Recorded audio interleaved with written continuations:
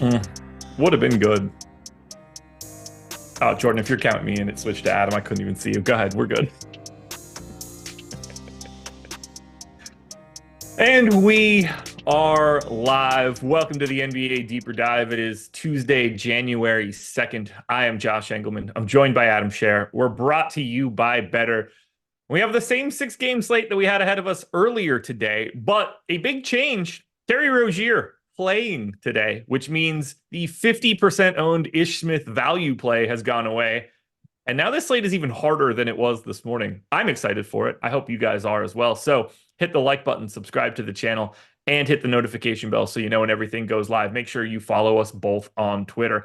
Adam, I don't know if you saw it, put out a little tweetski to Rod Beard or to Rod Boone saying, "Hey, why is Mark Williams doubtful every day?" No response as of yet. Yeah, it'll be interesting to see if and when that stops. Maybe they just go the entire season. I don't know. I'm hoping he responds. Shout out to some of these beat writers. You know, they're helpful people. We need them from time to time. Yeah, you started to call him by the name of what was one of the most helpful, Rod Beard. Who yes, I did. No similar names to say. Yeah. Rod Beard, Rod Boone.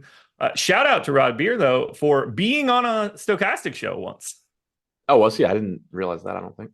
Yeah, we had him on. I guess at this point it probably predated FanVice. Alex got him on here. They had, I don't remember what the tie was, but it had something to do. I'm gonna get like whatever it's called wrong, like Battle Bowl or some shit where like you're smart and you go up against like other schools for like nerd competition. I'm butchering that, but you guys are understanding what I'm saying more. He had some tie to it, and Alex did it when he was growing up, and I don't know how they cross paths, but whatever we did to reach out, he ended up doing one of our shows like early. That's cool. Yeah, I knew he was like just involved in general. Like obviously he would answer questions and stuff on Twitter, but he actually actively tried to put out DFS relevant information. Yeah. So yeah, we had him once. I'm pretty sure I produced that show, and it was probably like either Laffy and Alex or Spags and Alex or something. There was only so many. No, I guess it was probably Spags and Alex. There's only so many combinations of people that could have been, and I don't think that it was Jake. Quite confident Jake didn't do the NBA show to host with the NBA beat writer. Shout out, Jake. You ready to do this? Yeah. Then let's do it. Tough slate. So this is actually going to be some legit work. Chicago Bulls, 10-point dogs in Philadelphia, 223 total for Chicago. Everybody that's normally available as of late is available. No Levine, no Vooch, no Torrey Craig. Scattered ownership here coming into Chicago, 10% to Caruso, 15 to Kobe White, 10 to DeRozan. Everybody else is in single digits below that. I don't really have any major stands. I have 11% of Patrick Williams. That's the most I have of anybody here. It's a really difficult spot. Chicago's implied total is terrible. The matchup against Philly is awful. They have Joel Embiid back, so it's like actually awful instead of just implied awful. I'm fine with whatever Chicago I get of the guys that play, but I would like it to be limited. Yeah, that's pretty much how I view it as well. $7,600 Kobe White, perfectly reasonable salary. He's getting the most ownership here at 14.5%. He's averaged about 38 minutes per game in the games without Levine. Playing time's there. Matchup's just not great. Drummond at 8,200, only 3% owned. Mentioned it this morning. I think he's an interesting contrarian play as far as it's a 3% owned Andre Drummond. If you need a low owned guy that still has a massive ceiling, he definitely fits. But it's not like he's very easy to get to at center today. There are a lot of guys a little bit more expensive than him at other positions that look really good. There are centers that are cheaper that look pretty good, so that makes it tough. Like him as a contrarian play, though. Shooting guard, small forward, Alex Caruso is a solid enough value. Easy to fit him into lineups, but it's also Alex Caruso, so you're not going to be that excited about that. 10% ownership coming into DeRozan just looks fine. There's nothing from this team that really stands out to me as a great play. It's more so any of Kobe White, DeRozan, Drummond, Caruso, Williams, 4,700 to Sunmu, probably playing around 28 minutes as well. If any of those guys just land in a lineup, fine. Clearly, you would prefer it to be White, DeRozan, Drummond based on fantasy production, but they're also the most expensive. Have you registered the night slate yet? Yeah. 50K up top for a 2-gamer tonight is insane to me. That's what they were doing at the beginning of the year. I would like, and I would like, but then we didn't have that yesterday, right? For like a real slate. Right. Yeah. That's what I'm saying. Like, Oh yeah, it's weird. this isn't the one that I would want to be the better version. Agreed. Now I'm going to play it because that's what it is, but like I didn't want to. So let me get into that one in a second. Yeah, I have two shares of Caruso, a couple of Desunmu, a couple of White, DeRozan, Williams. So I'm getting the pieces from Chicago that matter, but I think that most of Chicago doesn't matter. Although it is weird to always think the Bulls are 10-point dogs, the Spurs are 10-point dogs, the Hornets are, I don't know, probably like 14-point dogs. I didn't update it for Rozier, but somewhere in that neighborhood. One of those teams probably wins today. True. Like you rarely think about it, and everybody's like, I don't want to do that. It's a blowout. I don't want to do that. It's a blowout. The most likely scenario is that one of those teams just wins outright on the road in a shot where they're like 10-point dogs. Yeah, that's 15 for the Hornets. Okay. I didn't think Terry Rozier had that much power, so didn't grab the updated line. I'll handle that later. Let's go to the Philly side where we do have new value on the Philly end.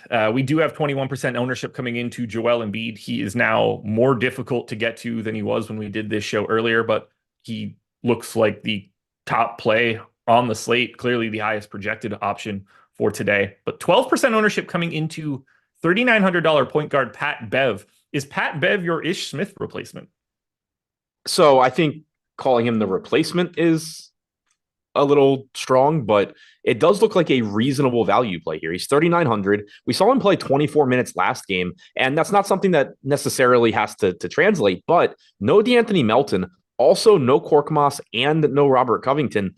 Yeah. You're kind of like not running out of bodies. They still have the bodies to do whatever. They have KJ Martin. Like they have plenty of guys, but yeah. Knowing Patrick Beverley could play mid-20s anyway, because we saw it one game ago, and clearly he's ahead in the rotation of anybody, pretty much everybody else off the bench. So the minutes are just there with no Melton. Like, sure, there's a chance that like Maxey plays 39, Oubre plays 36, and they fill a lot of the minutes that way. But I think the most likely case is that you're getting 37, 38 from Maxey, low 30s.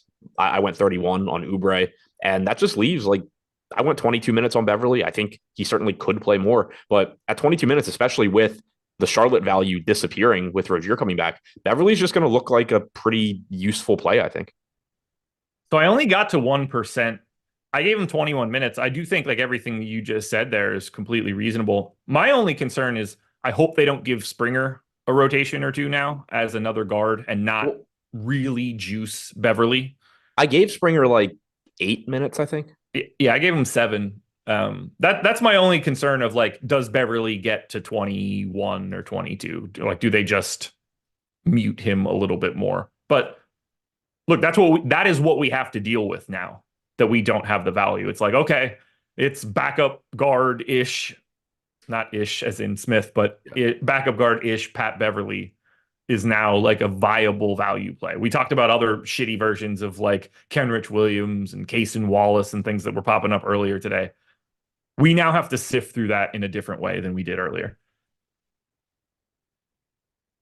Is there anything else here for Philly? Do you have any Embiid, like any outstanding Embiid thoughts? I'm a little intrigued by 1% owned Kelly Oubre.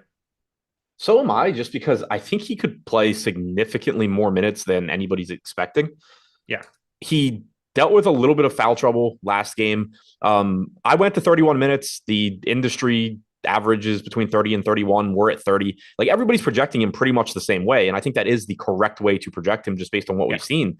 But I kind of mentioned it with Beverly. Like, one of the ways it can go wrong with Beverly is, what if Kelly Oubre just plays a million minutes tonight? And that's how they soak up some of the DeAnthony Melton. So I do think he played 39 and a half on Christmas. So like, it's in his body right now. Right. I'm getting to 5% right now. Yeah. I'm 9. What'd you say? I have 9. Yeah, I think that's fine. Like, he's not expensive. He's got good positional eligibility. The two things holding him back from anybody getting there are, one, it's just difficult to project him for that many minutes. And two, he's also not been playing well. But those two things can also go hand in hand. Like, if Kelly Oubre just goes out there and plays well today, he might just not leave the floor. Like, he could play a lot. So the minutes are there if he's playing well. I do think he's interesting as a contrarian play. I'm fine with that 5%. If it got a little bit higher, that will also be fine. I have 12% Beverly right now, so pretty much in line with the field on him. Joel Embiid showing up 25% of the time for me. I do like that, obviously. Happy to get whatever of him I can. And to go back quickly to the Bulls side, I'm getting a lot of guys from the Bulls. I'm not getting a lot of anybody from the Bulls. 9% Kobe White's my highest. 5% DeRozan, 3% Drummond, 2% or less of the Sunmu, Williams, Carter, Caruso. So not really getting to the Bulls much. Getting Joel Embiid, my highest owned guy in the game by a wide margin. Yeah, 16% for me for Embiid is the highest owned guy that I have. Got a couple shares of Maxey, a couple shares of Nick Batum, one of Pat Bev. But ultimately, I think the Oubre piece that I have is the piece that I like. Okay. Anyway, anything else for the Chicago Philly game? Mostly, I just want to not have a lot of exposure to it. Yeah, I mean, Embiid clearly is the best play from the game. Yeah. Beverly looks like a good enough value, and we agree that if you're getting to Oubre as a contrarian play, there is a ceiling there. It's just you need him to play well, and you need him to get more minutes as a result of playing well. Yep. Alrighty, well, schedule for the rest of the day. As usual, very easy. We don't have football after this anywhere, so it's NBA Live Before Lock coming up at 6 p.m. They will take you all the way up until 7.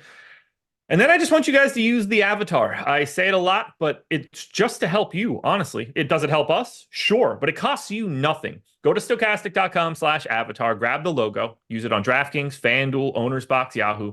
Finish in the top 5 of a contest, in the top 3 of a contest with 5,000 or more entries. You get 1 month of whatever you want from Stokastic. You can see it on the screen, up to a $200 value. You can get our NBA Sims tool. That'll cover projections, ownership, boom, bust, the Sims tool itself, along with our lineup generator, anything you want on the NBA side, premium Discord, you'll get it for a month. And the only thing you had to do was change the logo you use on whatever site you play on, and then tweet that result at Stokastic HOF. So you finish first, show it off. Put that screenshot out on Twitter, tag Stokastic HOF, and let us know how you finished. That is going to result in you getting a month of whatever you're looking for. Easy deal, costs you $0. You don't have to be a sub with us to use that logo, but you will be after you succeed. San Antonio Spurs, 10.5-point underdogs in Memphis to 36.5 total. There is basically zero ownership coming into this Spurs team right now. Not all that surprising. Q tag on Dominic Barlow, probable tag on Keldon Johnson. The highest owned guy is either 6% Devin Vassell or 6% Victor Wembanyama, unless you're playing on FanDuel, at which point Malachi Branham is 39% owned today. Do with that what you want. I have 11% of Wemby. I feel a lot better about that now that he's 6% owned, but I don't know how you play anybody else from San Antonio. They're projected to get their ass kicked, and they play everybody 24 minutes a game. Yeah, I have a bunch of guys from San Antonio, nobody more than 5%. I got the 5% Keldon Johnson, 4% Wemby, 3% Vassell. It's just a team where I'm randomly landing on a guy here or there, but there's nothing that stands out. Obviously, Wemby is the best point per minute guy on this team, but they've said that he's going to be limited for the foreseeable future from a playing time standpoint. I went 26 minutes on him. That got me right around the field.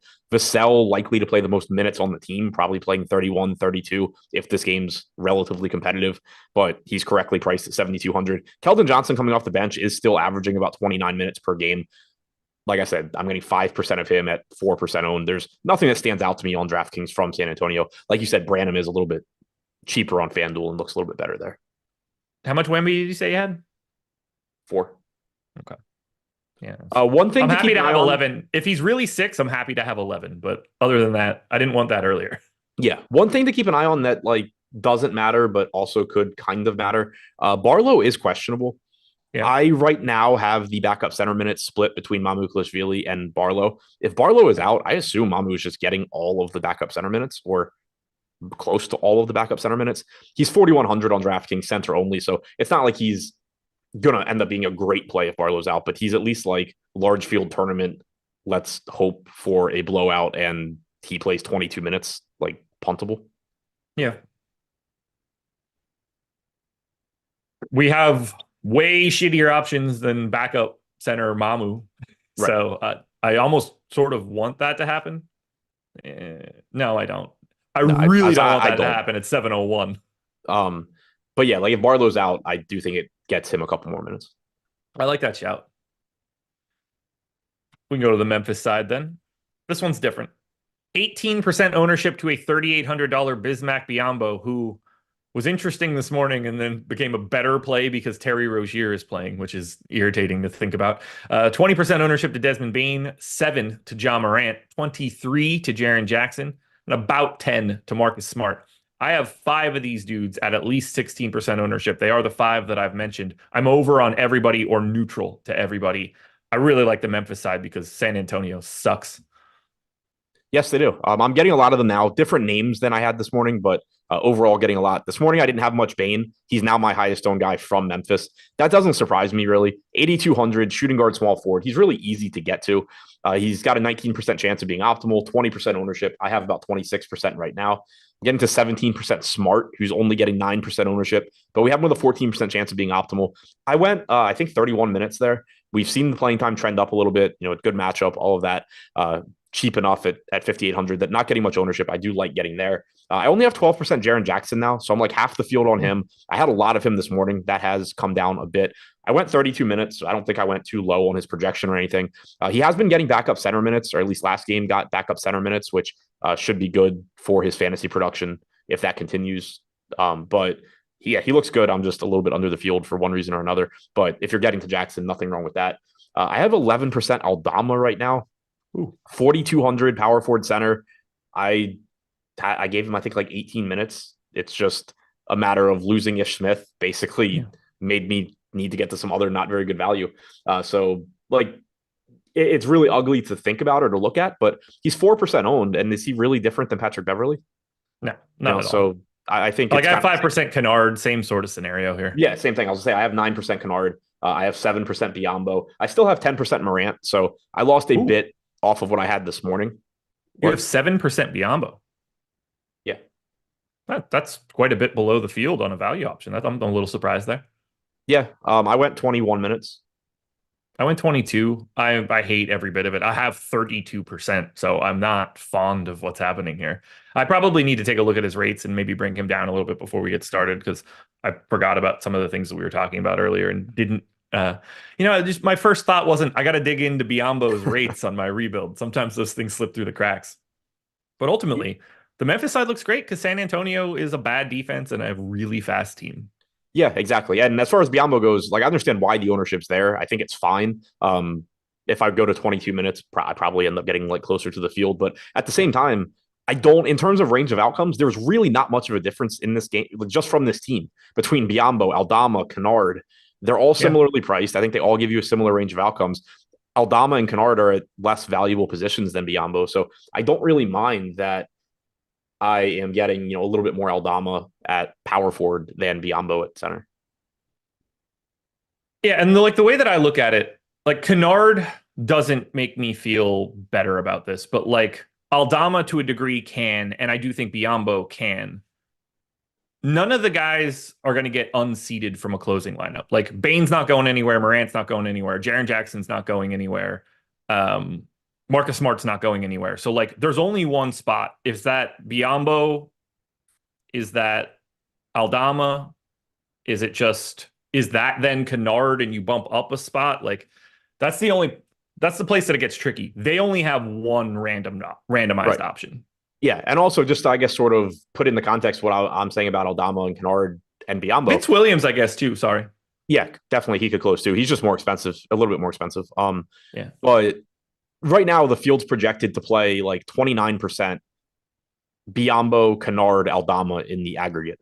I'm getting about 27%. So I have about the same amount. It's just that I am playing them pretty much equally instead of deciding that Biyombo is just absolutely the guy. I think that makes a lot of sense too. Great team to get to though today. Phil with the super chat. What is Josh's juicy bit play of the night? I'll appreciate the super chats, but I hate gimmicks. Phil, I do appreciate it though. I really do. My juicy bit of the day. Give me Steph Curry at low ownership. That's a guy that I've been getting to. I got to this morning. It's a guy that I'm getting to now. He's 8% owned. I have 25%. If you want to make that Ja Morant instead of Steph Curry, I kind of have the same sort of thought process here, but that's my direction. And then we followed up with Adam's Awesome Sauce play of the night. Yeah, I hate everything I'm getting right now.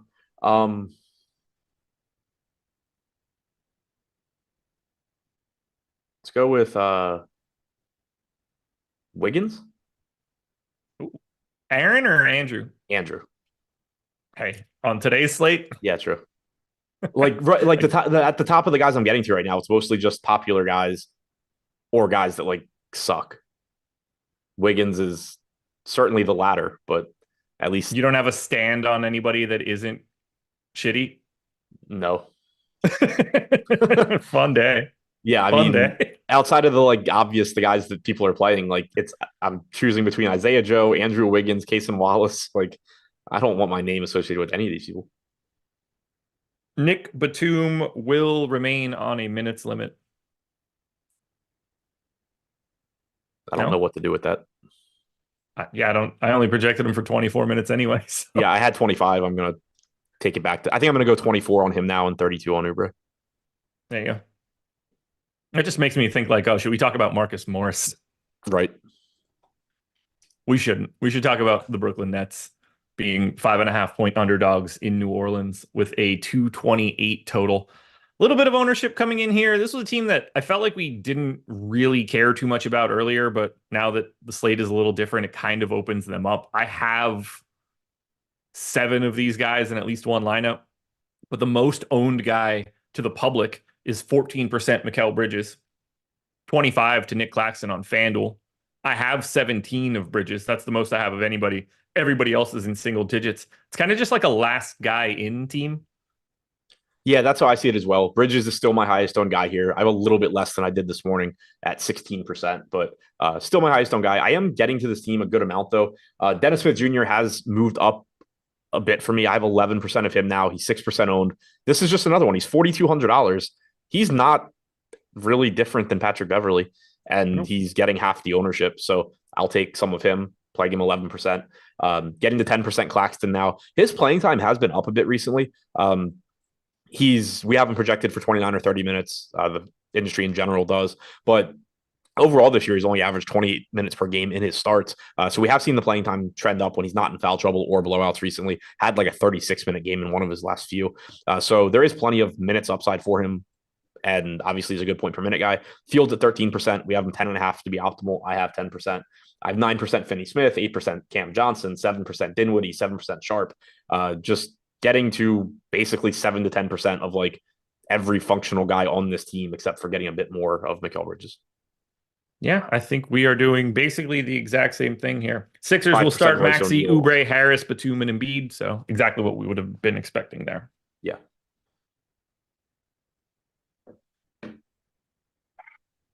I just took a minute away from Biyombo. I've never been more confident that dude is playing 28 now.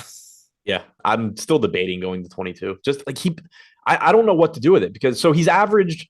I guess we can just like kind of touch on that again for a second, more detail. But he's averaged 20.5 minutes per game now in the 6 games that he's played with Morant back. Overall, as a starter with Jackson, he's at like 22 minutes per game. But 2 games ago, you had him start a game and then not even start the second half. They went to Xavier Tillman. Last game, he played 18 minutes in the first half, started the second half, played 3 minutes, finished the game at 21. So, like, I went to 21. That's about what he's averaging in the games with Morant. I kind of just said, okay, look, there's a ton of volatility in his minutes game to game. Let's just take what the average is and go from there, which is the approach I'm going to take. But I mean, if you wanted to, like, if you just really want Biyombo, you can talk yourself into the second half of last game being a fluke and he plays 24-25. If you don't want Biyombo, you can talk yourself into last game's first half being a fluke and he plays like 18. I mean, it's all over the place. And it goes back to what I was just saying, where I'm very happy with the way it's working out for me right now, where I am playing Biyombo at the same rates that I'm playing Aldama and Kennard instead of just deciding that it's Biyombo along with the rest of the field. I wish I had the confidence in Tillman playing minutes at 4K as a backup center against Mamu or whatever other idiot they're going to run out there for San Antonio. Like that to me would be incredibly fun and sneaky, but it's just Tillman might also not play a second. Yeah, exactly. I went to there he is. I went to 10 minutes on him. I have 14. It's not really changing anything. So yeah, but that was like it was tricky because Tillman wasn't the only weird rotational piece last game. David Roddy didn't play the first half, did play the second half. Vince Williams played the first half, didn't play the second half outside of like garbage time. So you could say, well, Roddy doesn't play. Tillman plays all the backup center minutes, and Vince Williams plays all the remaining like Roddy minutes. That could certainly happen, but I kind of split it up there. Now back to the Pelicans. Yeah. All right, let's go to New Orleans. Easy, easy team to talk about, I guess. Although there are some quirks that we can get into. 13% ownership to BI, 11 to CJ McCollum, 18 to Zion. Everybody else is single digits. I'm still not really getting to Brandon Ingram, who I think is the best option to get to. I am getting to 2x the field on CJ, and I'm a little bit under on Zion. Very minimal amounts of some of these other guys. What are you doing with the big three? I don't like saying big three. What are you doing with the mid three? 15% Ingram is the high mark for me. The field's at 13% now. So we did see that come up a little bit from this morning. We saw Zion come down a little bit from this morning. 15% Ingram, 13% Herb Jones, 13% CJ McCollum, 12% Zion, playing very, very similar amounts to all four of those guys. So is the field. 18% to Zion, 13 to Ingram, 11 to McCollum, Jones slightly lower at 9%. Those are the four I'm getting to. I will say that I think Larry Nance is an interesting play. I don't have any of him right now, but that's because of a naming issue in my spreadsheet when I ran everything that I missed until now. So I might get to a little bit of him at 4,200. He is center only, but like he's also not different than Biyombo, I don't think. Yep. And he right now is getting 1.5% ownership. Larry Nance and Joe Val have split 48 minutes, at least or were splitting 48 minutes outside of any garbage time. Since Nance came back, you got 25 minutes 2 games ago from Nance, 23 for Joe Val. The inverse last game, 25 to Joe Val, 23 to Nance. He's not a worse play than Biyombo. Like, I don't think you can convince me he's a worse play than Biyombo other than Biyombo's 10% less expensive. I completely agree with you. I don't have any right now, but I would like to. We got a New Orleans super chat from Sean Jeezy. He said, "Happy New Year, guys. Are Joe Val's reduced minutes due to Nance being back or due to game flow recently? Why are you asking us? Take that $5 and you're just going to go win the mini max with whatever information that you think the answer is here. So I don't know what the plan is. I don't know what kind of like information you're trying to get out there or like reverse engineer, but yeah, I don't know. You tell me. Can I super chat you? That said, it's because of Nance being back. Yeah. In the games that Nance has played this year, Joe Val's averaging 25 minutes per game. Now, Nance in the games with Joe Val is actually only averaging 16 minutes per game, but clearly they are using him for a lot of the season. They have used him in this role. Since he came back, have also been using him in this role where he is just the backup center behind Joe Val and frequently is going to close over Joe Val. You and I are going to be working at SeanJeezy.com by the end of 2024 at this rate. I've seen this story once before. But yeah, it's Nance. But thanks for the super chat. I guess you've got a couple extra shekels laying around right now. Also, keep playing those mini maxes. Stay the hell out of the fadeaway. Yeah. If you start winning that 3 times a week, I'll never be here to do the show. I'll be at the bottom of my pool. I missed the name, but somebody asked who benefits if Trey Murphy is out. We saw it last game. If Murphy is out, we got 20 minutes from Alvarado, 3,500. He starts to look a little bit better. Probably plays a few more minutes. Dyson Daniels and Hawkins both, should be in the rotation if he's out. Najee Marshall plays a bit more. So I think you get $3,500 Alvarado, $3,900 Marshall becoming. I mean, Alvarado's kind of sort of at 3,500 already. Like, let's pray. I have 2 shares of him already. Right. Yeah. I have 1% of each of them already, but they become a little bit better. Other than that, it probably doesn't affect much. Like Herb Jones could play more minutes, but also doesn't necessarily have to. Yeah. I would really like to get more Brandon Ingram. I'm really surprised that I'm not. All right. Anything else for the Pels? No. Well, folks, Better is the sponsor. And if you're looking for a better deposit bonus, this is the site you're looking for. If you're in the Pick'em sites, sign up here. Link in the description or in chat. Up to $500 on your first deposit. Whatever you put in, they are going to match it. $100 matches with 100, 300 with 300, 500 with 500. That'll be the best thing you can do. Just grabbing that sort of bonus is massive. Building up a bigger bankroll with 0 risk is massive. You can 100x an entry if you get 8 picks correctly. That'll certainly help you across NFL, NBA, baseball, hockey, and more.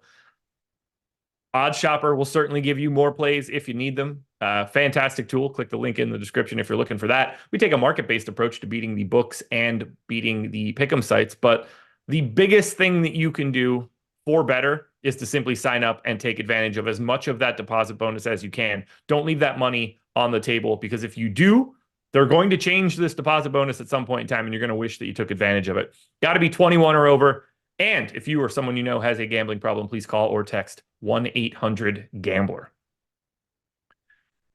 Best game of the night. Best game.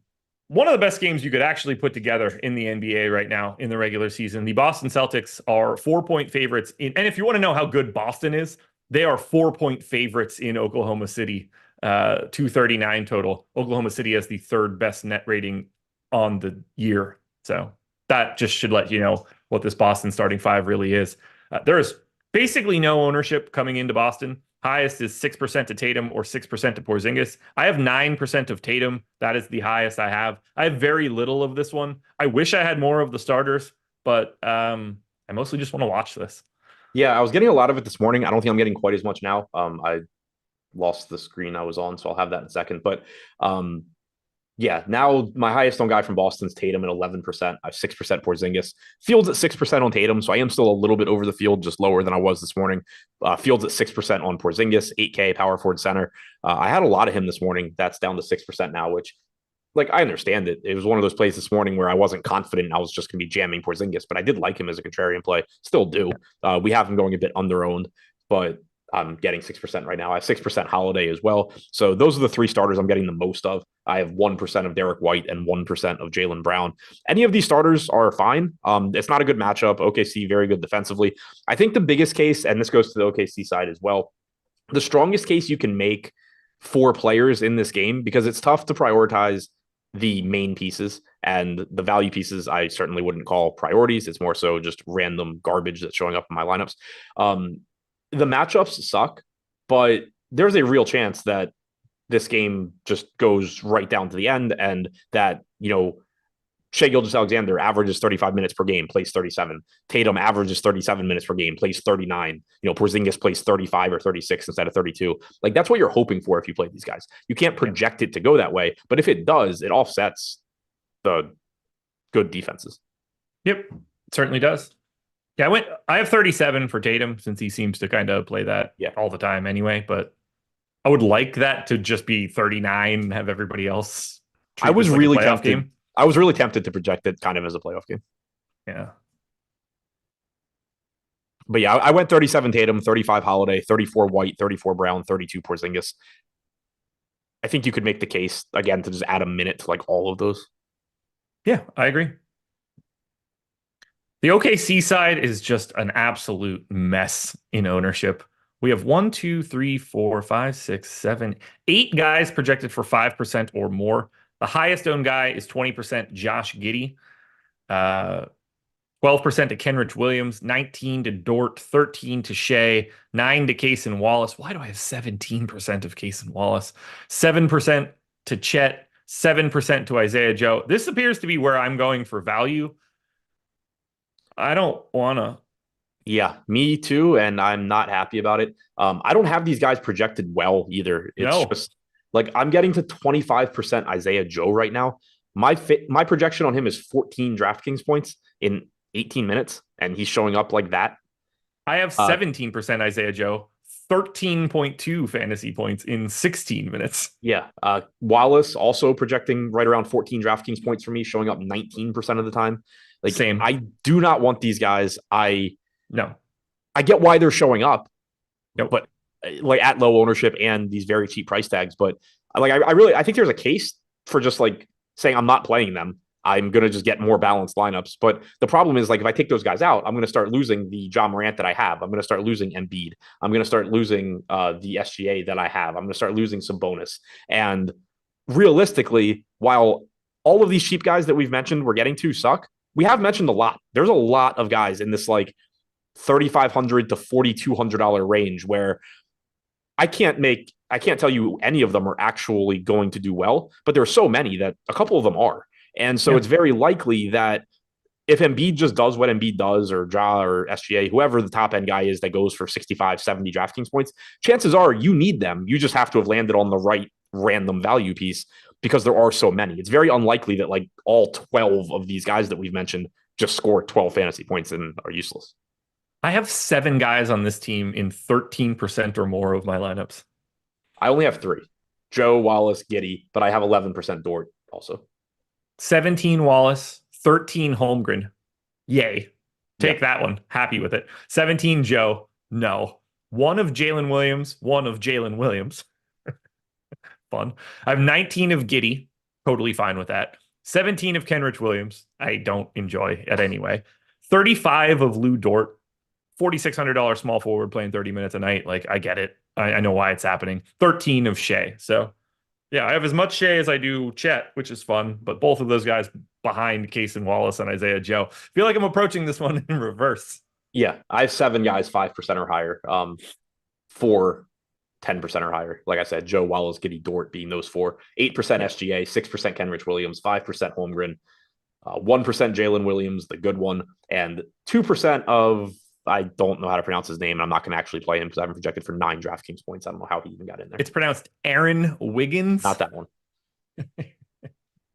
It's Lindy Waters the second. It's Davis Bertans, Trey Mann, Pokashevsky, Olivier Sarr, Ousmane Dieng. Yes, I'm naming all people that have played for the Thunder in the past 30 days. Still haven't named the one that I'm talking about. I know. It's okay. Micic, but yeah. I had to name all of the other 100 dudes that also still play for the Thunder in 30 days. Do they have, they're like you with extra center spots. Dude, they've been like this for 3 years. They just have 80 guys on their roster every game. Yeah. Yeah. Everybody that I named just played, that all played in December. Keontae Johnson was available for some December games too. I don't think he actually played. Vasily Micic is what you're looking for. Yeah, no, I'm looking for him to not be in my lineups. I don't blame you. Flat 3K point guard, though, you know, it's... Yeah, I mean, I've projected for 3X, which is good on this slate, I guess. I mean, I've got 1 share of Jalen Williams with a Y, and I also have him projected for 3X, so... Yeah. You're not setting... This is, like, I know you're not, but should we be, like, thinking about rules for OKC?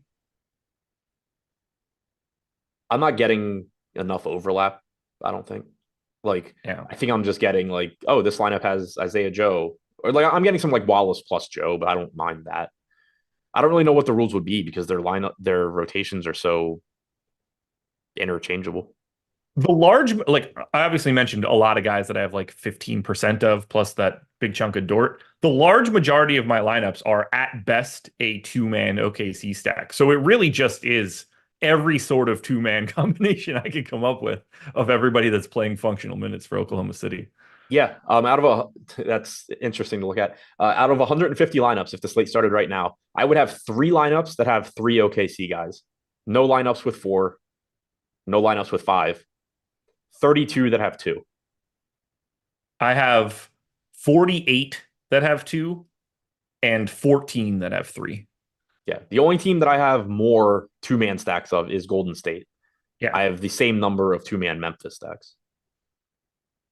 I have more of Golden State by 2 and more of Memphis by 1.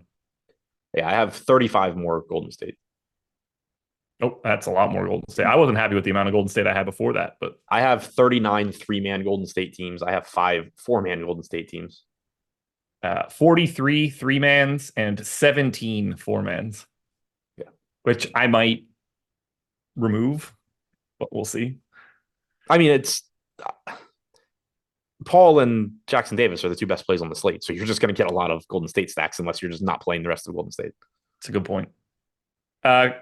Zachary Pinnell with the super chat. Giddey or Chris Paul for DraftKings $12 pick and roll? Thanks. Paul.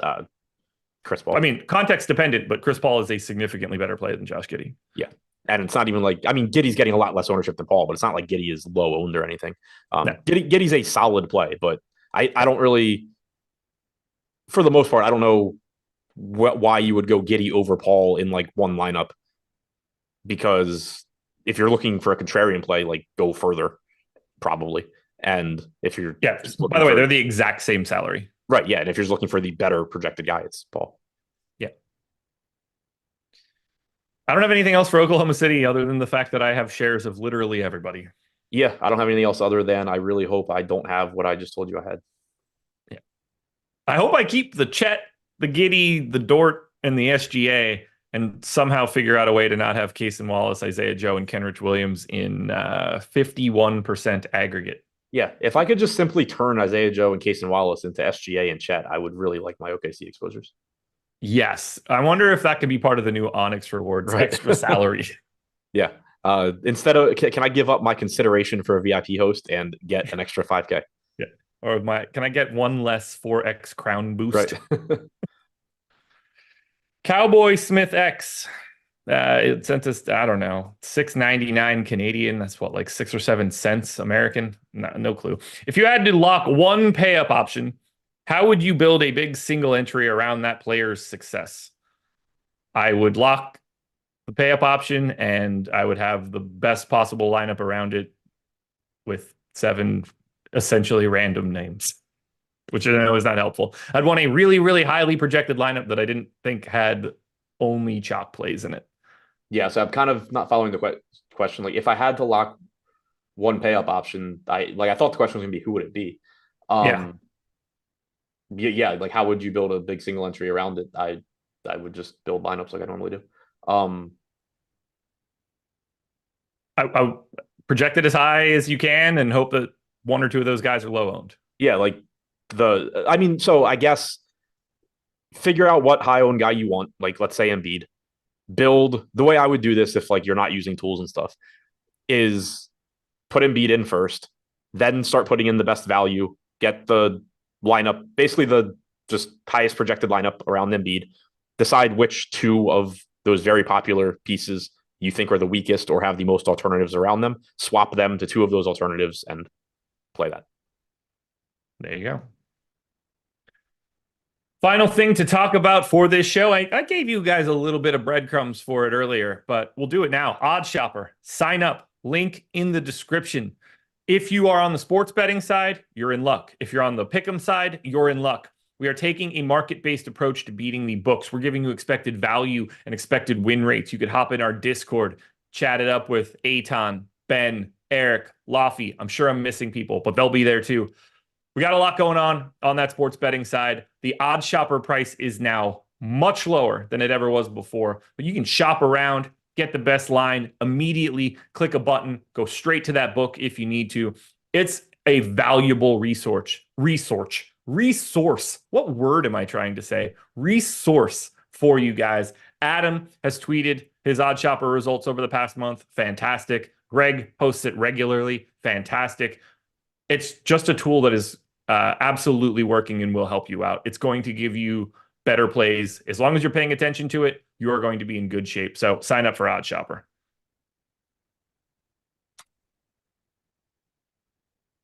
Orlando Magic, 3-point underdogs in Golden State, 230 total. Only 2 guys really pulling a bunch of ownership here for Orlando. That is going to be $7,500 Franz Wagner and $8,200 Paolo Banchero. Franz is 26% owned, Paolo 18, single digits for everybody else. We are still waiting on the news of the potential return of Markelle Fultz. There is no John Isaac. There is no Joe Ingles. I've got 40% of Franz, 13 of Banchero, and just 2 random shares of Cole Anthony on a day where I would not expect it. Yeah, pretty much the same page. I have 29% Franz Wagner, 19% Banchero. So even with the field on both of those guys, they're just a little bit mispriced and they're playing big minutes. 36 minutes is a very reasonable projection for Banchero. 37 is very reasonable for Franz. So they both just look good. I have 3% of Cole Anthony, 3% of Goga, 2% of Suggs. I think the most interesting talking point on this team is Goga and or Wendell Carter. I saw somebody just mention him. I thought I would have more Goga just based on that I am projecting him a little bit better than the industry appears to be. I'm still not there. I guess his price tag jumped enough, but I did go 24 minutes on him. He played 22 minutes last game, and I think that's kind of like trapping people into saying, so he started with Wendell Carter off the bench. We know he started 2 games ago when Carter was scratched 8 minutes before lock. He started again last game with Carter off the bench. he played 22 minutes. Carter played like 23 and a half. So I think it's kind of trapping people into just saying like, oh, 22 for everybody. But Goga had some foul trouble in the first half. Otherwise, he would have played like 16 minutes. And if you were to just like add those 5 minutes on to his 22 that he ended up playing, you're still at 27. Mo Wagner did not play a minute in the second half. They went with straight Goga plus Wendell Carter. I think there's a case, if you really wanted to be aggressive with Carter, to be made for it as a 24-24 split, and Wagner just plays like a handful of minutes alongside one of them. He was playing alongside Carter last game, whereas previously he had not been sharing the floor with him. So that was a rotational change in addition to him also not playing the second half. If you wanted to be really aggressive with Goga, you could go 26-22. Yeah. In his favor. I went 24-22, 24 to Goga, 22 to Carter, like 8 to Mo Wagner. I think that I'm, again, being more aggressive than the industry in general on Goga, but also I'm not willing to make that a massive stand for me tonight. But Goga's played really well this year. And this is all assuming he continues starting. He's played really well this year. They had been using him as the closer even when Wendell Carter came back. I think there's a decent chance that you just see this rotation now be essentially Goga and Carter splitting center minutes. Seems like that's what they want to do. It was very interesting to see that they were just playing Mo Wagner and Wendell Carter Jr. alongside of each other in that first half. Didn't appear that they wanted to use Mo Wagner at all at center. So I think there's some merit to taking that shot. I just don't know if today is the day. It's like I said, I thought I would get him just because I am projecting him higher than any. I wanted to just have like 8% show up. Right. And I mean, like we have him at 0.5% ownership. I projected him for like 3 just because I never assume anybody's gonna be that low. If I do end up getting a little bit of a random Goga stand, I think that's fine. But I'm also not going to force it in, even though I think it's a pretty interesting approach. That said, this is a Franz and Paolo day, and that is about it. Yep. That is not the same scenario on the opposite side for Golden State. 63% ownership coming into a $5,600 Chris Paul. 66% ownership coming into a $4,600 Trace Jackson Davis. No Draymond in this one. Surprise, surprise. We also have 15% ownership coming into Andrew Wiggins. 15% ownership coming into Jonathan Kuminga. And I have 2 other guys in the single-digit ownership ranks that I have 15 and 25% of. That doesn't even include Dario Saric and Brandon Podziemski that are showing up. I got a lot of this Golden State team. Let's start with the chalk. Chris Paul, Trace Jackson Davis, the 2 highest owned guys on the slate. I think they should be. I think they are the 2 best value plays that you can get to for today. And I will be playing 60-something% of them. Yep, they're my 2 highest owned guys. I have 79% Jackson Davis. I have 65% Chris Paul. Jackson Davis got the start last game, played 29 minutes. There's kind of like, I think 2 ways you could look at it. I projected 28 minutes. I think you could make a case for it to be a little bit lower, but the way I look at it is his first half rotation didn't really inspire much confidence. He just had like some weird rotations, weird short rotations, but then he played so much in the second half to get to 29 minutes. I view it as we don't have a good feel yet for exactly what his normal rotation is going to be here, but based on what they were willing to do in the second half, you can't rule out that he could just play like a million minutes in this game. And he played the entire fourth quarter. Right. So the fact that he got to 29 minutes, right now I'm just viewing it as like one way or the other, I'm expecting him to get somewhere around 28 minutes. Obviously, every game that he starts, you're getting a lot more information on how this rotation is intended to look. But that's, my assumption right now. And at 4,600, it's making him show up a lot. And I'm sure I could knock that back to like 26 minutes and he would still show up a lot. So he clearly just looks like a very good value, barring foul trouble or any of that. Chris Paul is another one where he just had a role change and the salary hasn't moved enough. He's 5,600. He played 32 and a half minutes. I projected 32 minutes here. I have no real reason not to. Again, if you wanted to go 30 minutes, you're still going to get a lot of Chris Paul. I think 32 is a very reasonable projection. That's where I landed. So I'm getting a ton of both of them. I'm getting the 22% Wiggins, who is getting 15% ownership, 4,900, small forward, power forward. I went 28 minutes there. He's just pretty much averaging. He's playing that pretty much nightly, averaging that off the bench. I got 17% Kuminga, who started. I went 26 minutes to him. I think that playing time also is very volatile, but he did play a little bit less than Jackson Davis, than Podziemski, than Wiggins last game. So at 5K, I'm right around the field on him. I'm getting the 15% Steph at 8% owned. So that's actually an interesting one that I'm happy about getting to. Not a great matchup, but like you and I had said this morning, at 8,800 for Steph, yeah, you still obviously are hoping that he goes out there and makes like 8 3-pointers, but his price tags come down enough where normally we talk about him sort of in a negative light from a DFS standpoint because he's priced comparably to guys that just produce fantasy points at a much higher rate, and you are essentially playing him for the ceiling. Now that he's not priced around guys like Shai Gilgeous-Alexander that outproduce him by 2 or 3 tenths of a fantasy point per minute, and he's priced around guys that produce similarly to his 1.3 fantasy points per minute, it's a lot easier to just play him as a low-owned, high-upside guy. And so I do like getting to him. I'm getting 7% Saric right now at 4K, Fields at 8%. I gave him 16 minutes. Obviously, if like Jackson Davis gets in foul trouble, maybe Saric plays more, something like that. Power forward eligible, so that's pretty interesting. I didn't get to any Pajemski. I think as a contrarian play, like I gave him 28 minutes, still didn't get to him. As a contrarian play, you could take a shot, but I think he's probably the most difficult to get to. Clay is getting 5% ownership. I didn't get to him either at 6,100, shooting guard, small forward. His playing time's been down a bit too. I went 28 minutes on him. Like I have he didn't close the last game. Right. I have Pajemski, Thompson, Wiggins, and Jackson Davis all projected 28 minutes. I have Kuminga 26. I'm just treating this as a Steve Kerr is probably going to be very inconsistent and play the hot hand a lot with these guys. I think you are right. So you mentioned your Steph. I have 25% Steph. I love it. I right now have 15% Clay. I'm really not mad about that. 28% Kuminga, not mad about that. Paul and Davis, we've already talked about. 15% Wiggins. I have 5% Pajemski, 5% Saric. Like, I'm happy with the guys that I'm getting. I'm happy with the ratios that I'm getting them in. I feel like Dario Saric is the sneak dude here if Trace Jackson Davis doesn't play as many minutes. I feel like they go Saric over Looney. I don't think they're very fond of Looney at this moment. So that's not actionable or anything, but Saric did play a massive first half rotation in that last game. He got 7 minutes in the second quarter, another 3.5 in the first quarter. Like if that could play out again, and he didn't get anywhere near that rotation in the second half, but if he did, and you were getting him upwards of 20 minutes, that would become very interesting at 4K power forward center. Yeah. Are you okay playing him with Jackson Davis? Yeah, I mean, they played alongside of each other a bunch. Well, maybe not a bunch, but like enough that they played alongside of each other. Yeah, and they're both cheap. Yeah, like if this were, Saric is 5K and Jackson Davis is 6,500, I probably wouldn't, just because like if Saric plays 30, I assume Jackson Davis was in a shit ton of foul trouble. Yeah. But at their respective prices, they can just kick Looney out of the rotation, and that's gonna be enough minutes for Saric. Exactly. Golden State it's weird. You wouldn't expect Golden State to look awesome in this spot. Orlando is second in defense. It's not all that appealing. Their implied total isn't crazy or anything like that, but just the way the pricing is lining up and the way that their rotation has changed, this has opened up Golden State in a big way. Yeah, I mean, just think about it. There's not really significant injuries here, but on most slates, the team that you're going to get to the most is the team that has injuries and role changes.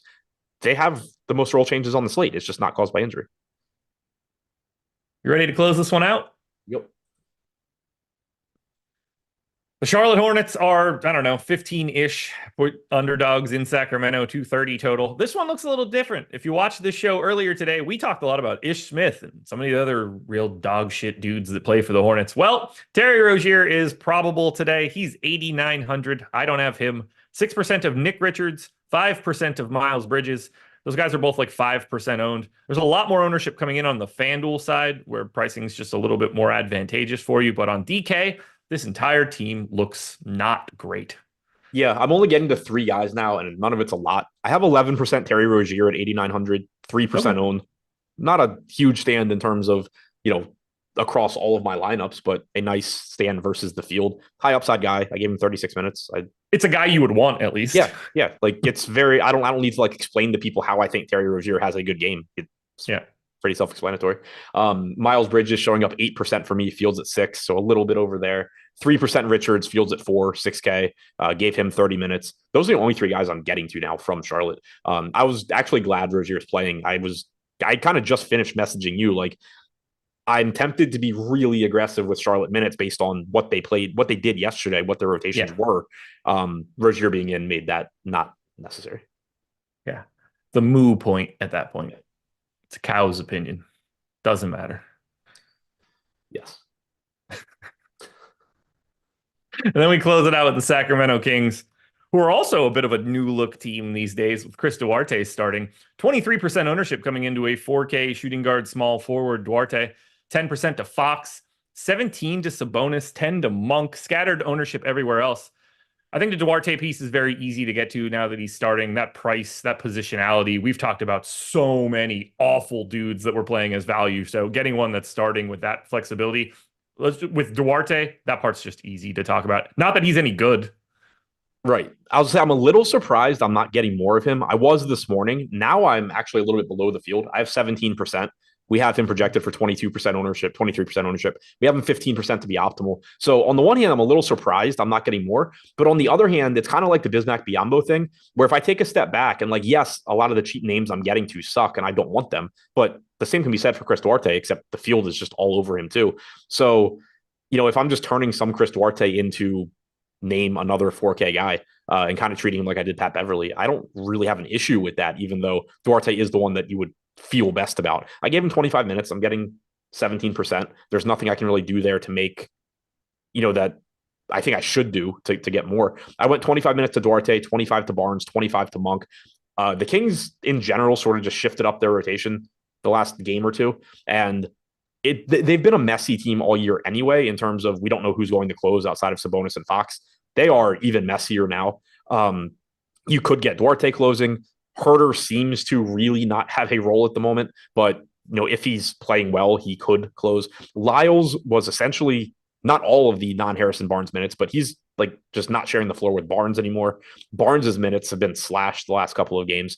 Monk played 31 minutes 3 games ago, hasn't played much the last couple of games. So like I said, went 25 Monk, 25 Herter, or not Herter, 25 Duarte, 25 Barnes. But I think that playing time's all can fluctuate. Davion Mitchell's in the rotation now, so that's another guy that is just playing minutes that affects everybody else. Alex Len has been in the rotation the last couple of games.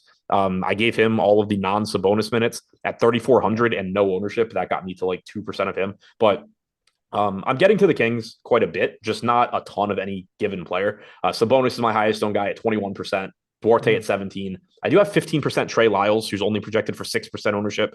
He's just another $4,300 guy that I don't think is different than Chris Duarte, than these other guys in that range. So I'm happy being over the field there, or as happy as I can be. Keegan Murray showing up 13%, Fox showing up 9, Monk showing up 9, Len showing up 2. I'm getting to this team quite a bit in the aggregate. So I barely have Sabonis, 3%, which a little surprising to me. I don't hate that, really. I have 17% Fox, so I'm happy to have one of the two. I don't really have much to add there. Just that's sort of what is happening. Give me 1 second here. One thing I will say about Sabonis while you're figuring out whatever you're figuring out, he's a good play on DraftKings. He is an exceptional play on FanDuel, where he's only $300 more than on DraftKings, and he does have power forward eligibility. So I have 13% Keegan Murray, so 2xing there. I have 7% of Lyles, 8% of Monk. So I'm getting to, like you said, I'm getting to a bunch of Sacramento, but it's a little bit different. How much Fox did you say you had? 9. Okay. Yeah, so like I'm getting to Fox and not Sabonis. Like 9,700. Like that's a big price tag for Sabonis. Yeah. Yeah, I think he's a good play on DraftKings. Like I said, I'm a little over the field. FanDuel's where he's a clear priority. Yeah. The easier way to describe Sabonis is this. He's 17% owned. Here are the guys that are around him in salary. Shea, who I have, Tatum, who I'm over the field on, John Morant, I'm 2xing, De'Aaron Fox, I'm 2xing, Steph Curry, I'm 3xing. Like there's just Vic Wemby at 8,500, it's mildly comparable. I'm 2xing. I'm just taking the guy that is pulling a little bit of ownership and playing everybody else around him. Yep. All righty. I like this slate a lot. Yeah, so do I. Like I mean, I've said it a lot of times. The slates that I enjoy playing the most are the ones that I hate talking about, because I mean they're fun to talk about because you can like actually dive into stuff other than say, hey, this guy's really obvious, play him. But like I hate trying to explain why I would play Isaiah Joe or Cason Wallace or Trey Lyles or whoever. But I think they're really fun slates when the field is just going to like all flock to like the same three bad backups, and I can just like play other bad backups. This is going to be one of those days, and everybody's going to probably have this to a degree, or anybody that's playing a bunch of lineups.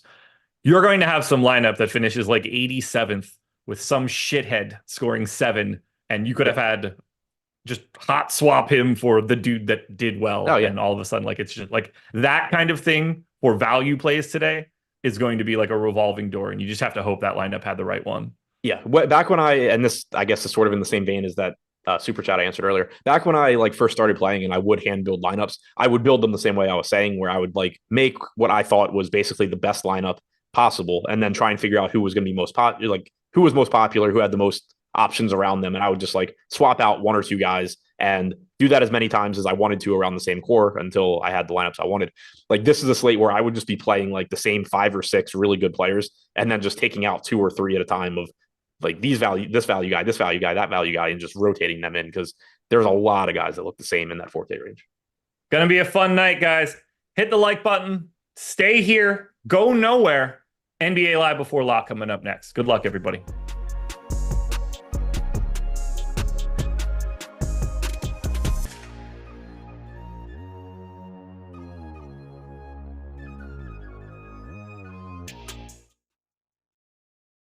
Man, Christmas might be over, but Santa definitely came around to the Stochastic family this week. It's Stochastic Hall of Fame, baby. And all you got to do to get involved, get that sweet free month of any Stochastic package you want, $200 value, is download the Stochastic profile picture. It's stochastic.com/avatar. Finish top 3 in a field of 5,000 or more. Doesn't matter what the entry is. And tweet your wins to us at StochasticHOF. And you're in, baby. Just like everyone, we're about to talk about some huge winners coming out of the holidays. And we kick it off with the first one on the list, Freddie P. Beautiful night for us on Sunday. Love everything about you guys. Much respect. Hey, thanks, Freddie. $15,000 up top for Freddie. And then Danielson, Merry Christmas. See what I mean? Santa came around. Got third out of 185,000 in the FanDuel quarter GPP. A couple days after trying out your Sims Max tool for the week with the holiday promo. First time using any sim, and he takes down third place for $500. Good stuff, man. And then our own Tom Kennedy, CEO, Stochastic, putting his money where his mouth is. Closest brush with a milli, rarely dabble in high stakes, but a couple things changed. Talks about the Sims tool, which won him $150,000. And then a couple days before that, Sims tool, using default settings, factory settings, chopped first place for almost $24,000. So shout out to Tom, putting up big numbers over the last week. And Sean Geezy, would this be a Hall of Fame segment without Sean? Took down the $4.20 max on DK, and then he follows it up with second and third in the $2 mini max. The guy's on the really insane heater. Rocking the tools over with us at Stochastic. Shout out to Sean, as always, in the Hall of Fame. Kevin Cutler, after splitting first Thursday, I'll take another split tonight on the 40K Showdown. Hope to keep things rolling. It's all clicking right now. Yeah, man, almost $900 for Kevin. And Mo Terps with the $200 win, right? Said not all huge wins or fields, but the tools work. Trust them. Then Mo Terps slaying on Owner's Box. There's like 5 screenshots here from Mo just destroying the game over at Owner's Box. Alexis Sierra, shout out to Emax, ship my money and player Q DFS on the Saturday slate. Second win of the year. Team Stochastic, thanks for the great shows every day. That's a $1,000 win. And Justin Tope, been on a heater himself. $750 win here. Projections were on point as they've been all season.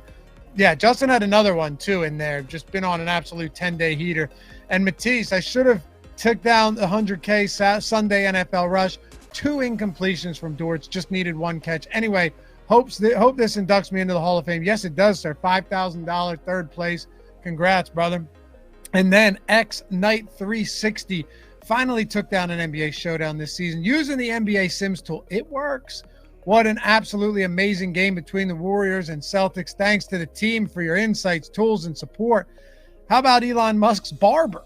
Wow, that's interesting. Thanks to the incredible squad. It's Stochastic. Nailed my first place takedown last night. Shout out to Elon Musk's barber for that one. And Malachor back in the Hall of Fame streets. $375 win there. Thanking the boys. With Michael Campbell up next, patting himself on the back. Second in the $4 mini max.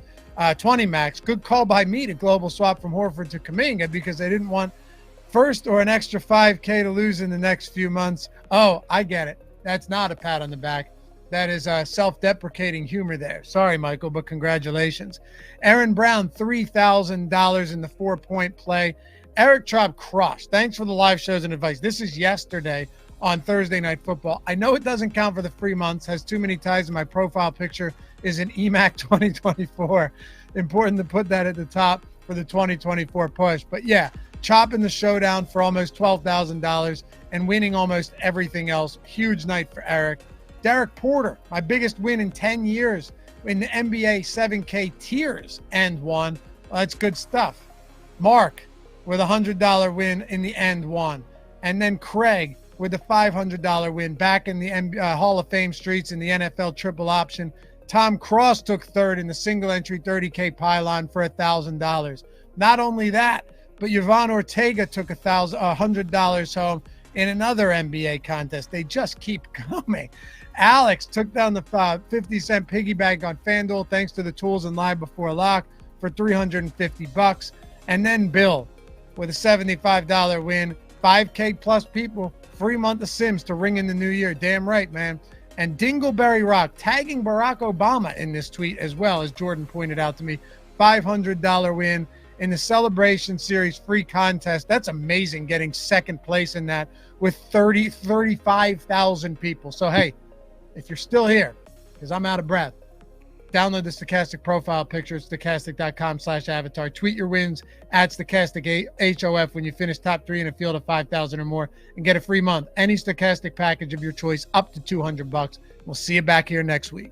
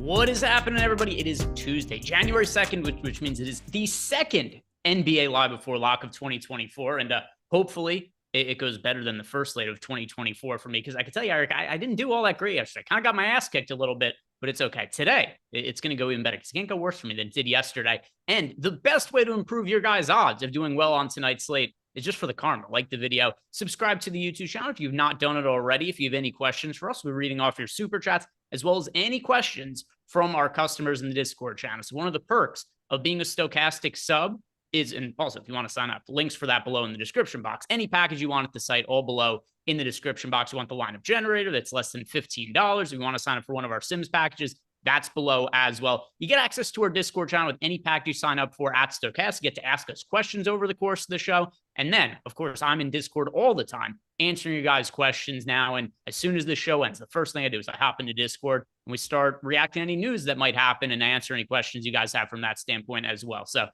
guys, second slate of the year. Let's do it. We're sponsored by Vivid Picks tonight, Eric. It looks like you've got something a little bit off there.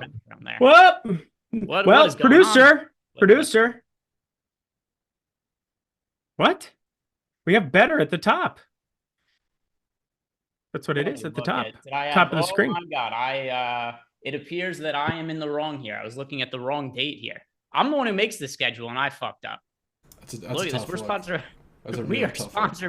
We are sponsored by Better today by a vote of 2-1 here on the Live Before Lock panel. And if you guys want to sign up Better, use the link that we have below and you get up to a $500 bonus on your first deposit. Eric, how are you feeling about the second slate of 2024? Yeah, I feel good about having multiple sponsors on the show. Things are obviously going well here at Stochastic for us. Yeah, yesterday wasn't as bad for me. I don't even know how it wasn't that bad because I don't feel like there was a whole lot I was that excited about. Neesmith didn't really work out. Nemhard really worked out once you ended up having, Nemhard did not work out. It was Matherin that ended up working out like a crazy man. That was a beautiful thing for me, and just one or two lineups that ended up feeding their way near the top there. But had a ton of Halliburton, had a ton of Giannis. They were the two highest scorers on the slate, so pretty close to break even. Lost a little bit, but ready to rock here yet again today. Yep, that was not the case for me. I got a good old ass whooping yesterday. I'm sorry. Jordan, we've got some super chats sitting here. Which ones are for, like, I know Phil Senzig's super chat. I know that is from this show. But some of the other ones, Cowboy Smith X, was that from the last show? Did they read that off? Yes. Okay, so let's start this. Chris Williams, thank you for gifting the YouTube memberships. We appreciate you a whole bunch, Chris. It's been a long time support of the YouTube channel, and Chris, so cool, I dude. appreciate you very much, no matter what year it is, 2024, 2025, 2023. So thank you very much for gifting out those memberships. And then Phil Senzig is asking us, a couple of things. All right, this is fun. He wants us to build a parlay as well, Eric. So we could pull up the Odd Shopper parlay builder, and we'll look for that in a little bit. But first, he is asking us, who puts it in the basket? What's the lotion play of the night, Eric? Oh, who's going to put it in the basket? Lotion play of the night tonight. God. It's a guy that I want to get more of, because I think there's just a chance he goes out and he's just underappreciated at 21% right now. It's just so hard to get there. Joel Embiid is going to just eviscerate Andre Drummond's soul. I mean, you don't play Joel Embiid until he's 100% to go yet again. You're not getting 80% or 85% Joel Embiid. You're getting 100% Joel Embiid against the guy that he likes to torch the most, even though he had him next to him on the bench there for a year in Philadelphia. But like, this is going to be an enjoyable experience. The guy is just insane. It's kind of a remember me spot. 1.90 DraftKings points per minute guy. There isn't enough lotion in the land to stop you from Joel Embiid just going berserk. But again, very hard to get there on this slate. There we go. The lotion play coming to us from Eric. And let me check my exposures here, because I am... We're going to go out on a limb. The lotion play can be whatever I want it to be, okay? There are no rules, no limitations. It's just simply who is going to put it in the basket, and Joel Embiid is going to be that guy. I do like the idea that people are like, Eric, that's not a real lotion play, as if there's any kind of, like, what is a lotion play supposed to be, right? We're almost, believe it or not, we are almost halfway through the NBA season. We've got a lot of questions about the lotion play and other kind of plays. We don't know what any of these things mean. We just kind of highlight some players who we might be overweight to the field to for the slate, say why it is we like them.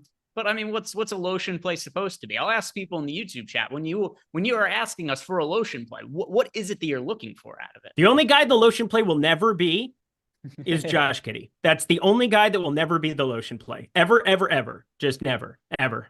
Ever. Ever, ever. Forever, ever. Forever, ever.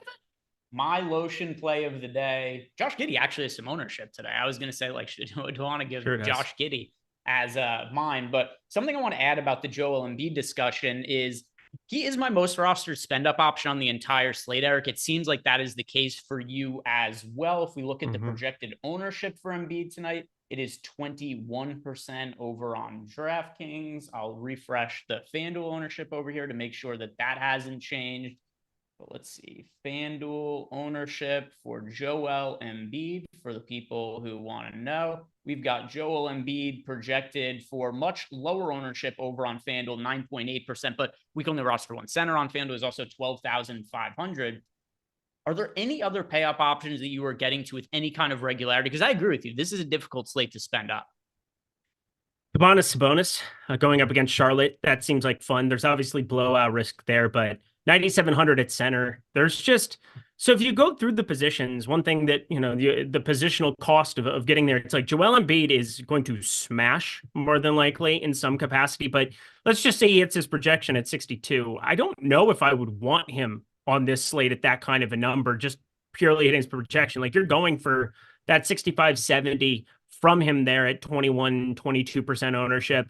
Domantas Sabonis is the only other center within a country mile of the rest of the position. Normally, center is one that you just kind of jam, and everybody is playing Trace Jackson Davis. Everybody. And I totally get it. I'm going to play a little bit of him. It looks like I'm going to be a little bit under the field on him, but like there could be a gigantic gap in center, just where you can only play two of them. By just getting to Embiid and Sabonis is like your guys, because Wembanyama is there with power forward center eligibility. He's projected for 40, and I have no idea what to make of the minutes. I just have him at 24 because that's just apparently what Pop decided he was going to do one morning, and that's what he's done the last 3 games, blowout or not blowout. But Joel Embiid and Sabonis are projected for so many more raw points, whereas at forward, it's a little bit more diluted. Nobody's kind of getting away. Jason Tatum's got, 6 more fantasy points than everybody else, and then there's a huge group of them. And then SGA, 10-3, hard for me to really get there against Boston, Drew Holiday and family there. And then you've got John Morant, De'Aaron Fox, Steph Curry, and there's just so much ownership going to Chris Paul that I think is very, very warranted. So for me, I think the center position is just a fascinating one from a tournament perspective. So Sabonis, I love for tournaments as well. Yeah, my second most roster spend up, you mentioned his name there. It is SGA for myself. He should be more expensive at this point. I know that you look at it, it's like, hey, there isn't a lot of value on the slate. It's kind of hard to spend up for guys. But if you just look at the overall work that we've gotten out of SGA, the usage is incredibly high consistently. So if we look at the last handful of games, his usage last game, Eric, was 26%. That was actually his lowest usage in like a month. Before that, we saw a string of games north of 30% usage, 33.9, 36, 36.8, 31.9, 42.4, 39.3, 30.9. So last game was his first time with the usage sub 20% since December, or sub 30%, I mean, since December 2nd. It had been so long for SGA since he had a game that wasn't just a massively high usage. And he's also just been incredibly efficient from the field. You could make a legitimate case this year that the best player in the NBA to this point in the season, all things being considered, is SGA. Yep. And that might seem like a hot take, but if you look at some of the numbers, it's really not. Like if you look at EPM, him and Joel Embiid are 1-2 in the league. And then there's a little bit of a teardrop before you get to like Giannis and Jokic. But then you also have to consider that Joel Embiid has missed, 5-6 games at this point. So the overall wins added have been higher for SGA. He's been incredible this year. And I actually do like him as a spend up because I think the price tag is actually not enough on DraftKings, even if it's higher than what we've seen from him historically. So we talked about this last week where we said Joel Embiid was getting eerily close towards that, hey, 65 games, that's the minimum. If you don't have that, you're not eligible to win an MVP this season. Maybe they change that in the future, but for this season, that is what it is. Joel Embiid would be the MVP for me right now. I think that's the consensus, but he hasn't been out here for a while, and if he gets close to that number, I mean, SGA, I ended up pulling the trigger on plus 575. I wanted to get to plus 600, but we had talked about it that night. I was able to get a little bit down on that, not enough. I wanted to get more probably if it had been plus 600, but SGA is that number 2 guy so far for me this season. I mean, he has just been ridiculous, and they have playoff probabilities that they just added to dunks and threes that I was screwing around with today. And having Oklahoma City with a 41% chance to get the 1 seed, a 34% chance to get the 2 seed, it's kind of a 2-team race with Minnesota, my Minnesota Timberwolves.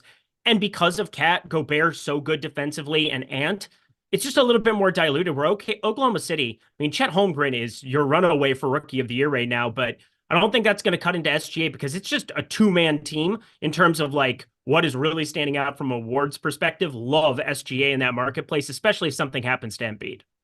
Now let's go ahead because we just got news. So let's talk about it. We've got Trey Murphy was just ruled out. He was listed as questionable. And of the players that were questionable coming into the show, most of them were not really all that important. Trey Murphy, the most significant of the players that were listed as questionable on the injury report. Now, I don't think this opens up any kind of massive value, but now with that said, this is a smaller slate. There aren't that many places to get to from a value standpoint. So we do have one recent game, last game, he missed. Trey Murphy didn't play last game either. He's not played in all of 2024. He's been out for the year to this point. Is there anything that really stands out to you about the Pelicans now that Trey Murphy is confirmed out? First of all, I'm in love with the fact that I'm on 18.5 points, ended up locking it in the premium Discord. CJ McCollum, I feel like the usage has just gone up because Trey Murphy is somebody who's a willing participant in the shooting department when he's on a floor.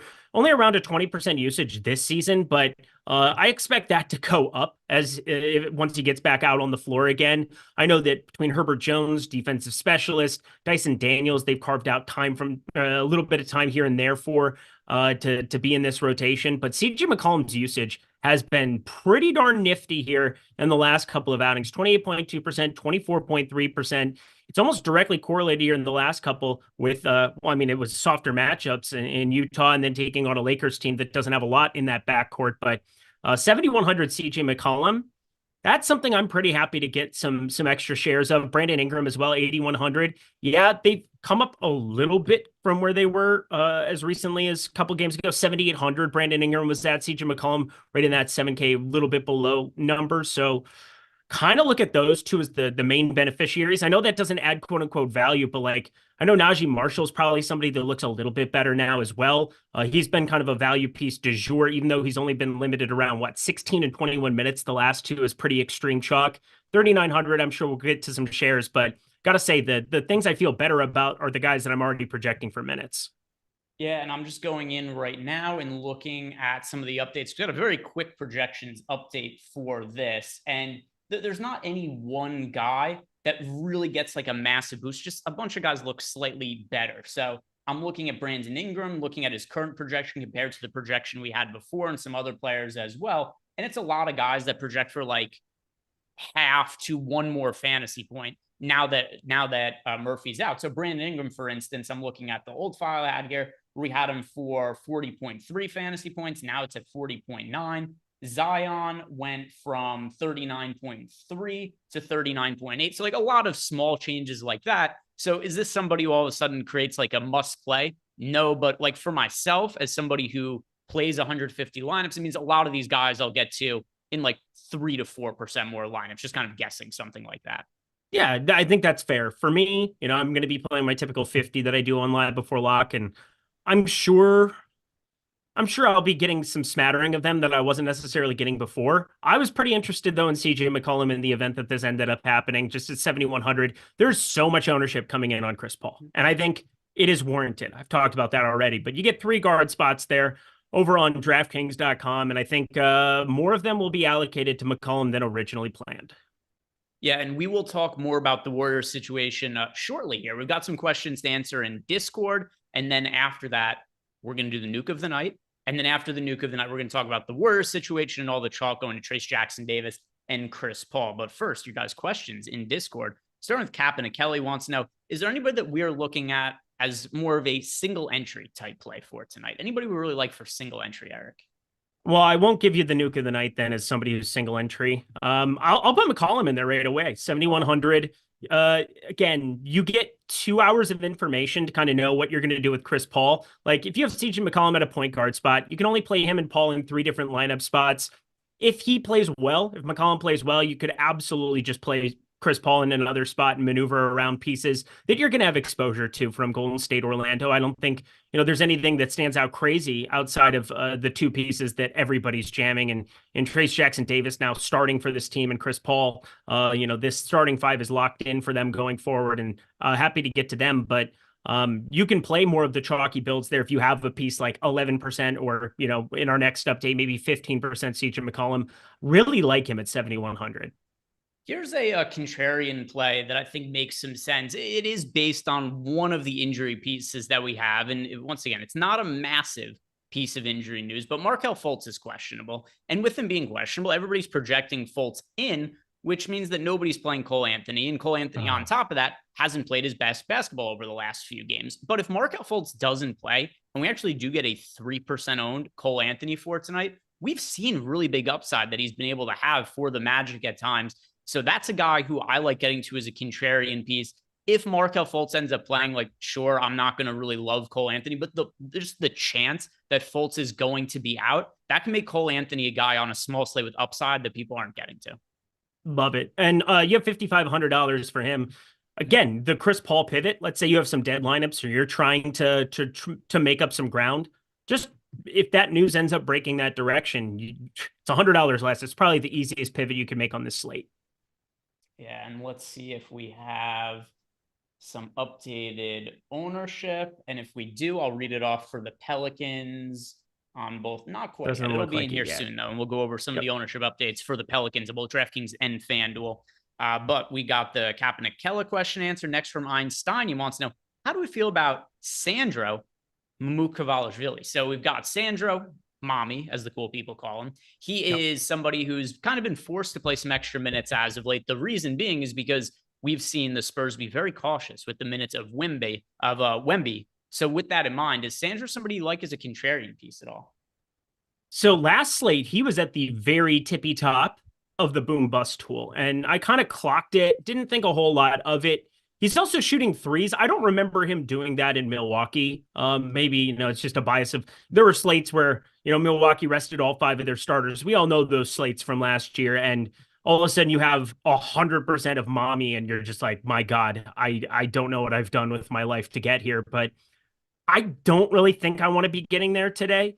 I think there's just, it's hard to know what is going to happen in some more competitive games, whether or not they're going to let Wemby get extended to like 28, 30. And I just think a center position getting utilized on him, he's 4,100, and there's just a lot of players that kind of look like him. I obviously prefer Trace Jackson Davis, but he's exponentially more owned. I'm just a little bit surprised what the major change in our projections was for him on the last slate to this one, especially because this does have tighter pricing. What was his price last game? Because again, I just remember clocking him being one of the most positively leveraged players on the slate. Yeah, he was 4,000 last slate against the Celtics. So a little bit less there, which, can maybe take a little bit off the top there, but I think I'd be hard pressed to land on him. I'd be far more encouraged to try to take a shot on like a Wendell Carter Jr. situation. I said Goga played really, really well, absent Wendell Carter Jr. And he was second in defensive rating as of 2 days ago. I don't know if that's changed, but second in defensive rating behind Rudy Gobert at the center position this season, which is a pretty insane stat. You think about what Orlando's trying to do, and well, they're trying to be defensively minded, and Goga just kind of fits that profile better than a Wendell Carter Jr. But there might be game scripts where you have Wendell go out there and, starts early, starts often, gets that backup center, gets like Looney there, something in that capacity. Like I think Wendell Carter at 5,200, I'd be more hard pressed to like take shots on centers like that I know kind of more what that rotation is going to look like. Like there's no reason that they would have to play mommy more than 22 minutes other than like complete evisceration blowout. Yeah, and let me look, because people are asking about Barlow and asking how I think that's very live. That's exactly it. I mean, that's more of like what my issue is like Dominic Barlow played 13 minutes. Is he with the team though? I don't know. I can find that out for you in 2 seconds. Yeah, I'm not sure if he's on the team right now or in the G League. Check the injury. He is in the G League right now. Yep. Okay. He's on the G League roster for yesterday's game. Yep. Yeah. So Einsteinium, he wants to know if Barlow's out. Yeah, Barlow's not on the roster right now. So he is. So that's tough. Yeah, I'm fairly sure, right? You just confirmed he's in the G League, right? Yep, he is. So I mean, we're looking at a pretty even split of Wembanyama and Sandro. So like, I think that is more than likely what it is, but they have Blake Wesley, they have Devontae Graham, they have Doug McDermott. I guess there's not like a true 5 that sits behind it, but Memphis is one of those teams that's kind of an anomaly themselves where they don't have to go to Xavier Tillman. Like they don't have to play a true 5 behind Biyombo, and a lot of times they won't. And so that could open up minutes at the 5 for some different guys that just create a different complexion. But I guess now I'm kind of thinking about if you just are looking at Wembanyama being a 24, 26 minute guy, which I think is very, very warranted based on the last 3 games of sample size. And, they're limiting him. They're bringing Keldon Johnson off the bench. I don't completely hate that idea as much as I did right when I heard it, but digging into it a little bit more, I think that there's some validity there where maybe it ends up being a 24-24 split. And then you're sitting on a pretty good under-owned piece there. And by the way, so he is officially, I don't even know how this is an injury designation, but he is officially questionable with G League on the injury report. Dominic Barlow is, so he's like run into the stadium. I guess. I mean, he's questionable. Is that on the injury report on NBA.com? Yes. I don't know how I didn't see that. That's hilarious. I should have screenshotted that. Yeah. So that is, Lee just sent that in the Discord channel. So so I don't know how you don't know, because it's not like this is an injury or anything. He's on the G League roster. Like you know. I was gonna say he was on the roster yesterday for yesterday's G League game. Let's go and build Jordan. Can you pull up Odd Shopper? Phil Senzig left us a super chat that he wants us to build a parlay. So let's try to find what we like tonight, and we can do it in the Odd Chopper Parlay Builder, and we can throw in NBA Parlay together. And if you guys want to sign up for Odd Chopper, you get access to myself and Eric in the betting Discord channel. You get access to the Parlay Builder we're about to show on screen. If you guys play on Prize, Picks, Underdog, those kind of sites, we've got a builder and projections for those sites. We also got our market-based algorithm, so any sportsbook you guys potentially play on, we've got that included as well. But let's go ahead and take everything out for now, Jordan. Just remove everything. Remove it all. Get rid of it. And also, what I should have asked this as well. Phil, what site? FanDuel, DraftKings. I say let's go FanDuel for now, Jordan. And then if he asks something different, then we can we could build for that site afterwards. So let's build a parlay for everybody. Once again, if you want to sign up at Odd Chopper, use the link below and use the promo code Lindy, LINDY, to get yourself 20% off. Just make sure to use or that. Promo code Greg, GREG, as in my favorite co-host here at Stochastic, of course. Yeah, and Lindy is in my least favorite coworker at the company. Either go. one of those, it gets you 20% Set off myself up when for you that. guys go and sign up. And Phil is asking DK or MGM. So let's go to DraftKings here, Jordan. DraftKings. You're a tool. There we go. I hate you. Take everything out. And yeah, let's look for some NBA stuff for today. I'm going to make this bigger on my screen so I actually see what's here. And we're going to DK, you said? Yeah, we've got DK here right now. Okay. So FanDuel had some better prices as I was working through stuff today, if you cared, but sorry. Well, Phil left us a super chat and he asked for DraftKings. Well, then we can do that. I think that's more than valid. So let's see. Dennis Smith Jr., we're getting plus money, it looks like, on under 3.5 assists for him, if I'm seeing that correctly on screen. Minus 105. Minus 105. Oh, minus 105. It's very blurry on the screen. Yeah, but still nice. 5% expected value. That's nifty. Yeah, so Dennis Smith Jr. playing on the road against the Pelicans. He had some big fantasy games as of late, but keep in mind, there was a bunch of guys who were out for the Nets. So a little bit healthier now. I think under 3.5. That looks pretty good with them having a more robust roster. And I'm also going to add to this, and I'll let you pick a leg out as well, Eric. Under 16.5 points for Tobias Harris, because keep in mind that Tobias Harris also had some bigger games as of late. But what was the context there? Joel Embiid was out. Joel Embiid is back. So let's go with under 16.5 for Tobias Harris. We have that projected with a 4% EV there. So there's a couple of legs for me, and we're at right now a 20% expected win rate. 9% expected EV there. So Eric, for yourself, what are you liking? Anything you want to add to the card? Yeah, pretty straightforward for me with this. Jonas Valanciunas under 26.5 PRA. You have Larry Nance back, and earlier in the season there were these times where they shifted away from doing what they had done once upon a time, which was just play Larry Nance as the backup center and split this down the middle, 24-24, 25-23. Like, that's back to what we're getting here. And Jonas Valanciunas, despite the fact that he averages 14.5, 10, and 2.5, has a thorn in his side, and his name is Larry Nance. Because when he comes out and plays well, which is, most of the time because he's a decent enough piece in the NBA, you run into a team that just likes their floor spacing a little bit more with Nance than Valanciunas there. Works better with the complexion of McCollum and Ingram in that closing unit. You'll see him close a lot of games too. So it is pretty straightforward. I ended up having 13.5. I took the under on that, the less than for that over at a pick'em site. I think adding 26.5 PRA here, considering some of his rates with Larry Nance back, no thank you. No thank you. Give me that under. All right, so there we go. A couple, 3 legs in total. And why'd you take the other one out, Jordan? Oh, because it's from the same game. Eric done fucked up, didn't he? But no, I did not. I didn't do nothing. You can't do a parlay with 2 players from the same game. What? I could. What? SGP. Yeah, you know me. We're down with SGP. But we already did so we're building a parlay though, not a same game parlay. And then the odds are going to be different. I wanted to. I know. I wanted to do the SGP for the people. It was fun. Sorry. All right. How about David Pasternak under 1.5 points? That's a lot of points for a hockey player. Fuck you. Bruins suck lately too. There you Eric, go. all of a sudden, he knows all. Eric's all right. Eric's gonna tell you. David Pasternak. Could you name any other players on the Boston Bruins? Yeah, Marchand, you piece of shit. All right, there we go. So Brad we've got Marchand, Eric right there. Mario Lemieux. There's another one. Oh my God. You're the worst. Penguins. That was the Penguins. Oh, I just banged my knee on the table. It hurt so bad. Good. I hope it's torn. Ow, thanks. Good. Cry, pussy. It's very rude. You deserve it. Don't See, appreciate. This is what you get for screwing up the parlay. It's karma coming to get you. You bonked your knee. All right, Phil, thank you very much for the super chat. This was Eric doing his best, but we did give you some. I'm really enjoying your pain right now. I'm really enjoying your pain. So let's. Might have to kick my leg up for the rest of the show, just right there.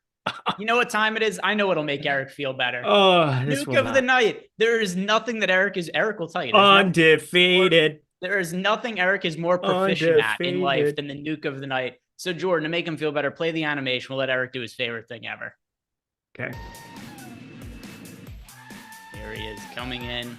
And as we have found out, he's about to explode penis first. Nuke of the night. Eric, I know your knee is hurting right now. You got a little bit of a boo-boo there. But can you work your way through your owie and bring the people your favorite thing to do in the entire world, which is tell them what your nuke of the night is? Talked about the center position. Said that it's a fascinating one. There's a reason. Trayce Jackson-Davis. Yeah, again, I'm going to be a little bit below on him. 67% ownership that we're looking at here for him at 4,600 because I think there's a ton of upside at this position with three guys specifically: Joel Embiid, Domantas Sabonis, and Chet Holmgren. I'm obsessed with Chet Holmgren for tournaments today. This is a close spread for both of these teams, which one makes me a little bit more interested in just about every single piece here. But two, the guy has just been so damn consistent in such limited minutes. Look at some of these recent game logs. They beat Brooklyn by 16. They beat Denver by 26. They beat the Knicks by 9. Wasn't that close, to be fair. Minnesota, they beat by 23. They have not played a competitive game forever. This could be a spot. Did you see these minutes ramped up in a competitive spot against the Celtics on national TV? A game that we're all looking forward to for the people. And I've just been trying to find how I could get a little bit of extra exposure somewhere, somehow, without being stupid or foolish. Chet Holmgren, 7,600 on DraftKings.com, 6.7% ownership, going up against Kristaps Porzingis. He's a 1.3 fantasy point per minute guy here that I think has massive minutes upside in a spot where they just say, you know what? Let's have this be our opportunity to show the entire country what we got going here. 29.5 minutes per game. If you change that to 34, 35 for an actual competitive game, which again, they haven't played in forever, give me all the Chet Holmgren in all the land. Eric's passion for nuke of the night, it's unmatched. There's nothing that makes him happier. Well, here's the thing. I don't miss. This MFer don't miss. I've heard from you on this show. You don't. People are clamoring for nuke before listening to you talk. We get to the halfway mark of the show, and immediately they're just like, great, stop. Nuke. People love That's all they want. Nuke. There it is. Nuke. It is. I enjoy the nuke of the night as well quite a bit. And my nuke of the night, Eric, Jonathan Kuminga. Oh, wow. So, by the way, I'm playing a lot of Trayce Jackson-Davis. I'm about to rerun my lineups. I haven't rerun everything for the Pelicans news yet, but what is one of the ways that Trayce Jackson-Davis potentially fails? And once again, I'm playing a lot of Trayce Jackson-Davis, but also I'm overweight to the field on Kuminga. Want to give another angle for him as well. The Warriors are shorthanded right now. They've made changes to their lineup and the rotation. And in the event that Trayce Jackson doesn't play well, I think it's probably because the Warriors go small, which would mean more minutes for Jonathan Kuminga. So that's where I view him as being the most reasonable leverage play / pivot off of Trayce Jackson-Davis. I also think avoiding Goga is an actual good thing. Like, go into EPM, go mess around on NBA.com and just look at Goga, because this was a throwaway. This was just a guy that they went randomly got from Indy. He wasn't this good. I mean, this guy is actually doing defensive things to the point where you can't even have him off the floor in the starting five lately because of how good he's been. He is 98th percentile on dunks and threes from the defensive side of the floor. He is a plus 3.3 EPM player, 93rd percentile, 2.3 estimated win share. I don't really know what to say other than holy shit, Goga is way better than people thought he was. Now, with that said, we'll talk more about the Warriors here right now. And if you guys haven't done yet, do us a favor, like the video, subscribe to the YouTube channel. Trayce Jackson-Davis is my most rostered player. I'm playing a ton of him today. But Chris Paul is mine. in lineup. Chris Paul's my second most rostered player, but in lineups that I don't have Trace Jackson Davis, fairly likely I'm going to have Jonathan Kuminga in them, and I'm also overweight to the field on Kuminga. But Eric, what are you going to be doing with the Warriors tonight as a whole? You just mentioned Chris Paul is going to be your most rostered player, but Trace Jackson Davis, I assume you still have a lot of him, even if you might be a little bit underweight to the field.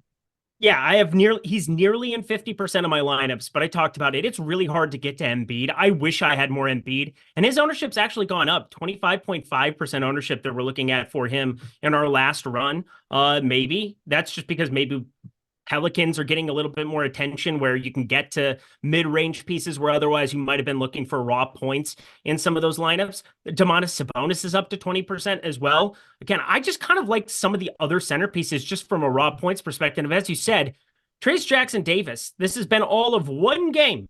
One game he started. He ended up playing 29 minutes. He's been serviceable, but like, if you told me Trace Jackson Davis only scored 28 fantasy points right now, would I want to have him in 66.8% of my lineups right now? Absolutely not. Not at this position. Not with some of the ceilings that you get from like a Claxton even. Probably just looking at those main three guys, Embiid, Sabonis, and then Chet Holmgren. There's just such a raw point potential that you're getting from those guys specifically that I don't think you're getting from the rest of the position. It's a weaker position than normal, which I think is why he's getting as much attention as he is. He's 4,600 starting as well. I mean, that helps. But, 28 minutes of him here. If he's going to be a 1.1 fantasy point per minute guy here, yeah, it's going to be an uncomfortable click to get off of him in like single entry. But I'm not playing him in my single entry lineup. Chris Paul feels more of like the shoe-in guy because you have 3 lineup spots that you're intertwining between guard. I think Chris Paul at 5,600 just fits into what I'm doing a little bit better on this slate. All right. Question time now, Eric. It is question time because we got some more super chats that came in as well as questions in our Discord channel. First one here is from Ace of Spade. He wants to know DK tiers. So Ace of Spade, of course, yeah. We can go over some DK tiers for you right now. And for me in tier 1, that is SGA by a pretty wide margin. Yeah, SGA by a lot. Yeah.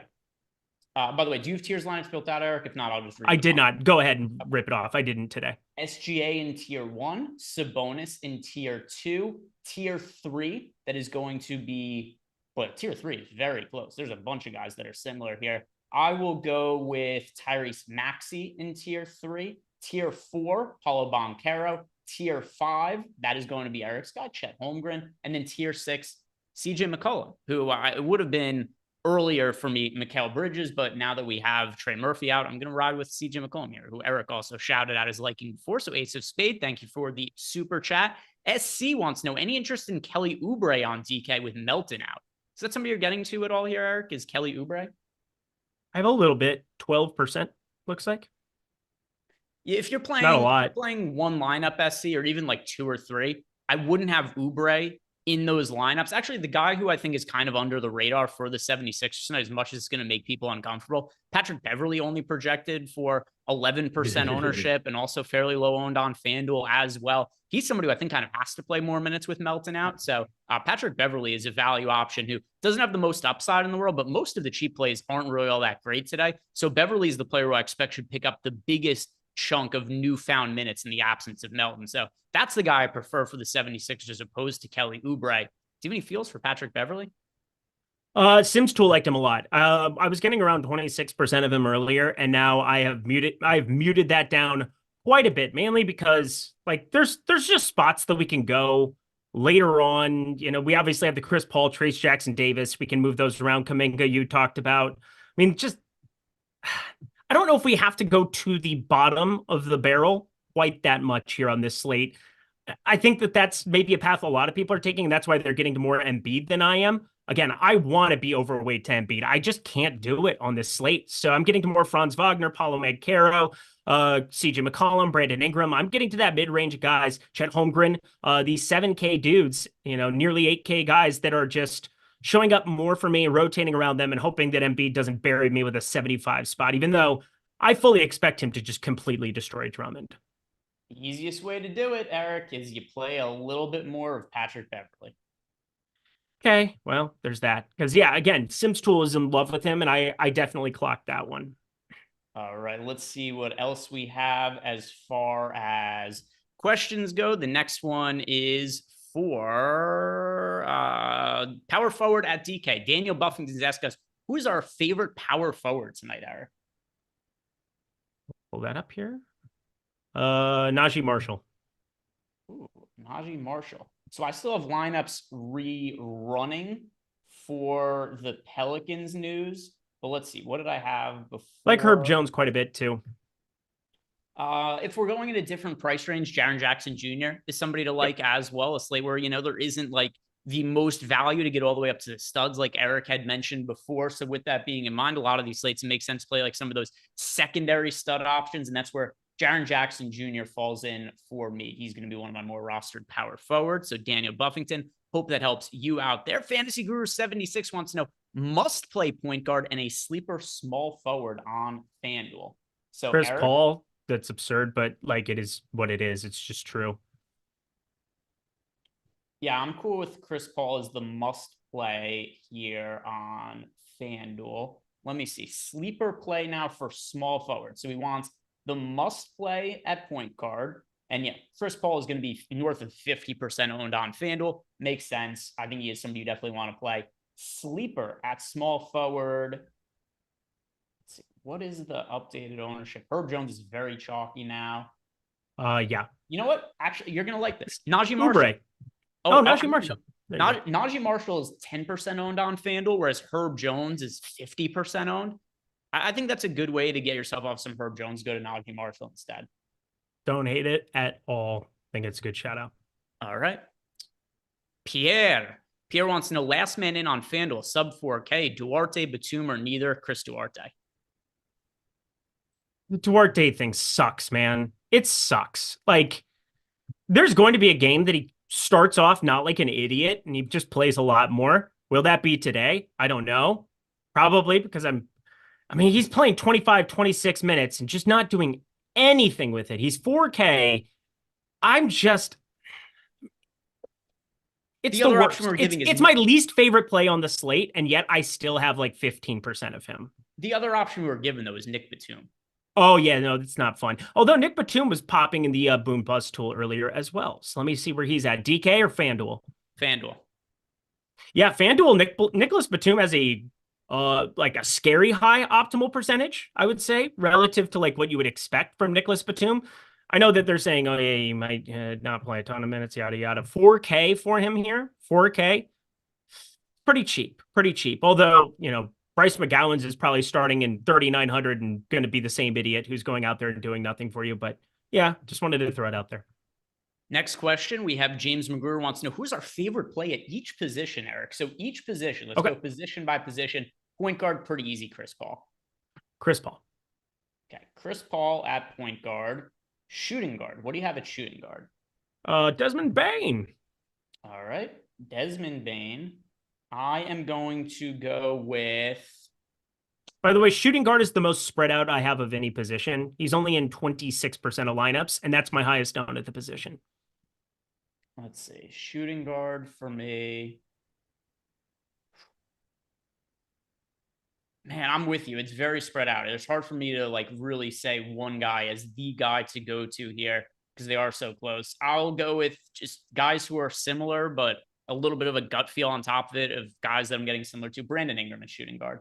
Love it. I was just giving him a boost as we were talking because I was sad to see only 10% of him. So perfect. How about small? That was good timing. Small forward. Let me go back to that sheet as I was finishing that. Herb Jones. I'll agree with you there. Power forward. What do you have there? Najee Marshall and Herb Jones, pretty close to each other. Jaren Jackson Jr. and then center for me is Trace Jackson Davis. Yeah, he is for me too. And I'm still nearly 20% below the field now. I'm at 46%. Right. Next super chat is from Sam Van Dam. Sam wants to know, will Dre make value or will Embiid finesse? I don't really love Drummond on this slate. There was other slates I like Drummond, not as much as yeah, no. Not a big Drummond stand today. That is for damn sure. Next question here is from RADM. Trace Jackson Davis or Nick Richards? Trace Jackson Davis. He said just generally speaking. Trace Jackson Davis. I mean, I'm pretty sure I got them projected pretty much the same thing, and there's a chasm of salary difference between the two. So yeah, definitely Trace Davis. Trace Jackson Davis it is. Let's go into Discord because I see we got a bunch of questions sitting here. Cool. And let's see. Gang Green wants to know CJ McCollum or Jaren Jackson Jr. for last man. And I'm going to go Triple J in that scenario. Yes, same. Next question is from some people tagging us about Barlow from before. Favorite player to get to? I'm playing a little Sandro for whoever it was that brought that up before. I have 6% Sandro Momukashvili now. Okay. So shout out to that guy if that binks. I will find you and I will do what I do to Greg when I go and visit him. I will buy you a quesadilla. Oh, yeah, that was nice. That was actually a burrito, by the way. You bought yourself. Oh, it was. Yeah, I got it. Appreciate it nonetheless. It was a good quesadilla too. It's a guy that knows a good place. Mexican Tango's food out in here. Somerville downtown. It was great. It was really good. I was shockingly good. Let's see. What do we have next? AK the Great wants to know favorite player to get to from the Grizzlies for single entry. Jaren Jackson Jr. Desmond Bane for me. Okay, next question that we have here, Mr. Coolcam, favorite two contrarian plays on FanDuel. I mentioned Najee Marshall being one that I liked before. Do you have a favorite contrarian play on FanDuel, Eric? Yeah, I built out some stuff. I haven't updated it. Zion was somebody that I had way more of building over on FanDuel at 8,100 relative to what I had over on DK. Somebody that I'm really not getting to at all on DK. I have 4% of him. I would have a lot more of that over on FanDuel. Okay, next question. JEW, favorite cheap plays for FanDuel single entry. One of them has to be Chris Paul. Just has to be Chris Paul. Definitely. I don't care. Negative leverage be damned. You just kind of play him. Oh, God. I am going to say FanDuel single entry. I'm sure every tournament's big. Brandon Ingram. We'll go back to that. 8,900. Nobody's going to play Brandon Ingram over on FanDuel at 8,900. And that is a nuke waiting to happen. Hitman J, thoughts on Curry for a DK single entry? So I have exposure to Steph Curry, but let me see actually, because I've got my final set of lineups done running here. I was going to say I'm not playing him in single entry, but that might not be the case in my newest set of lineups. I find so many more guys more appealing to get to today. And it's not like I'm trying to mitigate his projection. I mean, obviously we haven't gotten that Steph Curry atomic bomb yet this year. It's going to come eventually, you would think, but 8,800. I know he's got the multi-positional eligibility, but I'm just jamming Chris Paul. And, for as much bad rap as Klay Thompson's been bad. Andrew Wiggins has been worse. But Steph Curry hasn't quite been Steph Curry here. I don't know if it's a deal where, playing alongside Chris Paul, maybe he doesn't feel like he can go out and create because the assist rate's been decent, but not kind of what you're hoping for. It's really hard to land on him at 8,800 against Orlando, especially. Yeah, so I'm going to say, just ran my final lineups here. I'm going to say no to Steph Curry in single entry because he did not make it into my single entry lineup here. So he didn't make it into any of my lineups. I have him in 0 lineups. Let's see. What do I actually have as Steph? That could change if I late swap into something just because it's oh, these lineups are dead or I need to try to find some leverage. But as of right now, 0% of him, which is, terrifying, obviously. I have Steph in. Oh, here we go. Favorite my top lineups. Okay, so I just have this all updated. In my final version of lineups, Steph Curry is in 7% of them. And not my single entry lineup either. Okay. Doable. So I'm going to say no. No to Steph in single entry. Next question. How about a big fat no? Nicola, a 3v3. Chet Wiggins, Triple J versus Drummond, Zion, Najee. I'm going to go with option 1, Chet Wiggins and Triple J. Matty T, 55. Shooting guard or small forward, 4,600 or less. Najee Marshall or somebody else you like better? Najee Marshall. Definitely Najee for me. Yep. Terry Flyboy, 420. Are you feeling lucky? You feeling lucky tonight, Eric? Feel lucky, punk. Yeah, feeling lucky. Zachary Pinnell left us a super chat, wants to know, is it okay to play Ingram and McCollum together in a DK single entry? If you're just hand building one lineup, I'd prefer them to not be in that lineup together. I would prefer for them not to be either for one lineup. Yes. Next question is from Kenny Wayne. Oh no, I missed this other question from Nicola. Najee and Bridges. He says it Nets Bridges or Triple J and Branham. That is Najee and Bridges for me. Kenny Wayne, 256, wants to know, how do we feel about Morant on DraftKings in a pace-up spot versus the Spurs? Did you pay up for John Morant very much? Again, there's so many pay-ups. There's only so many ways to get to them. I am getting to... How much jaw did I end up with? I got to go back into the Sims tool.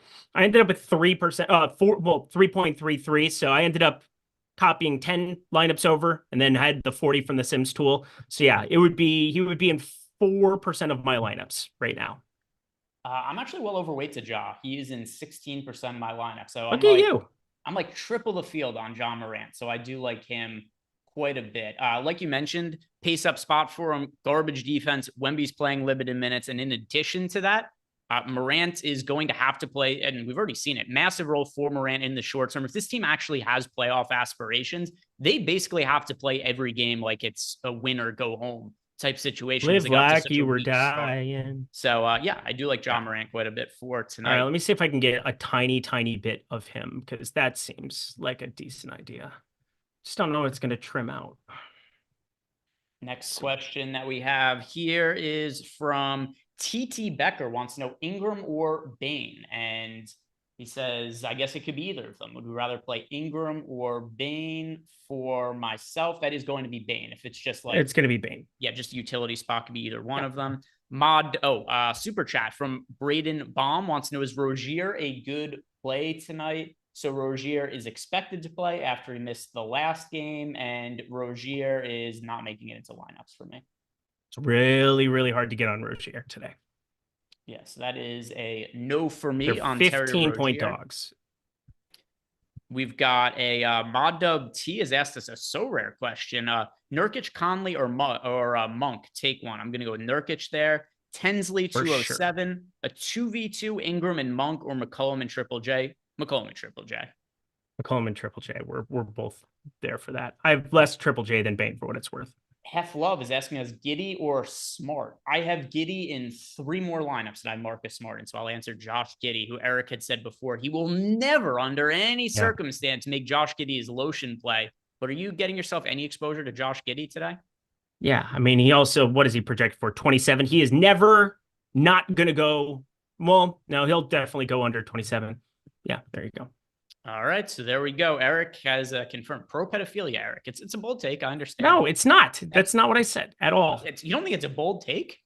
No, it's a bold take to say that you said that it was a take. That it's not a take. I said I will not support Josh Giddey as the lotion play ever until the end of time. That is anti. Like, I don't want that. That's bad. All right, so Eric is on Josh Giddey today. Likes Josh Giddey. JEW, favorite center out of Nance, Mamu, or Biyombo? None of them are priorities for me. I'll start by saying that. Okay. I think Nance is the most upside of those guys. Yes, he does. We're at lock. I'm leaving.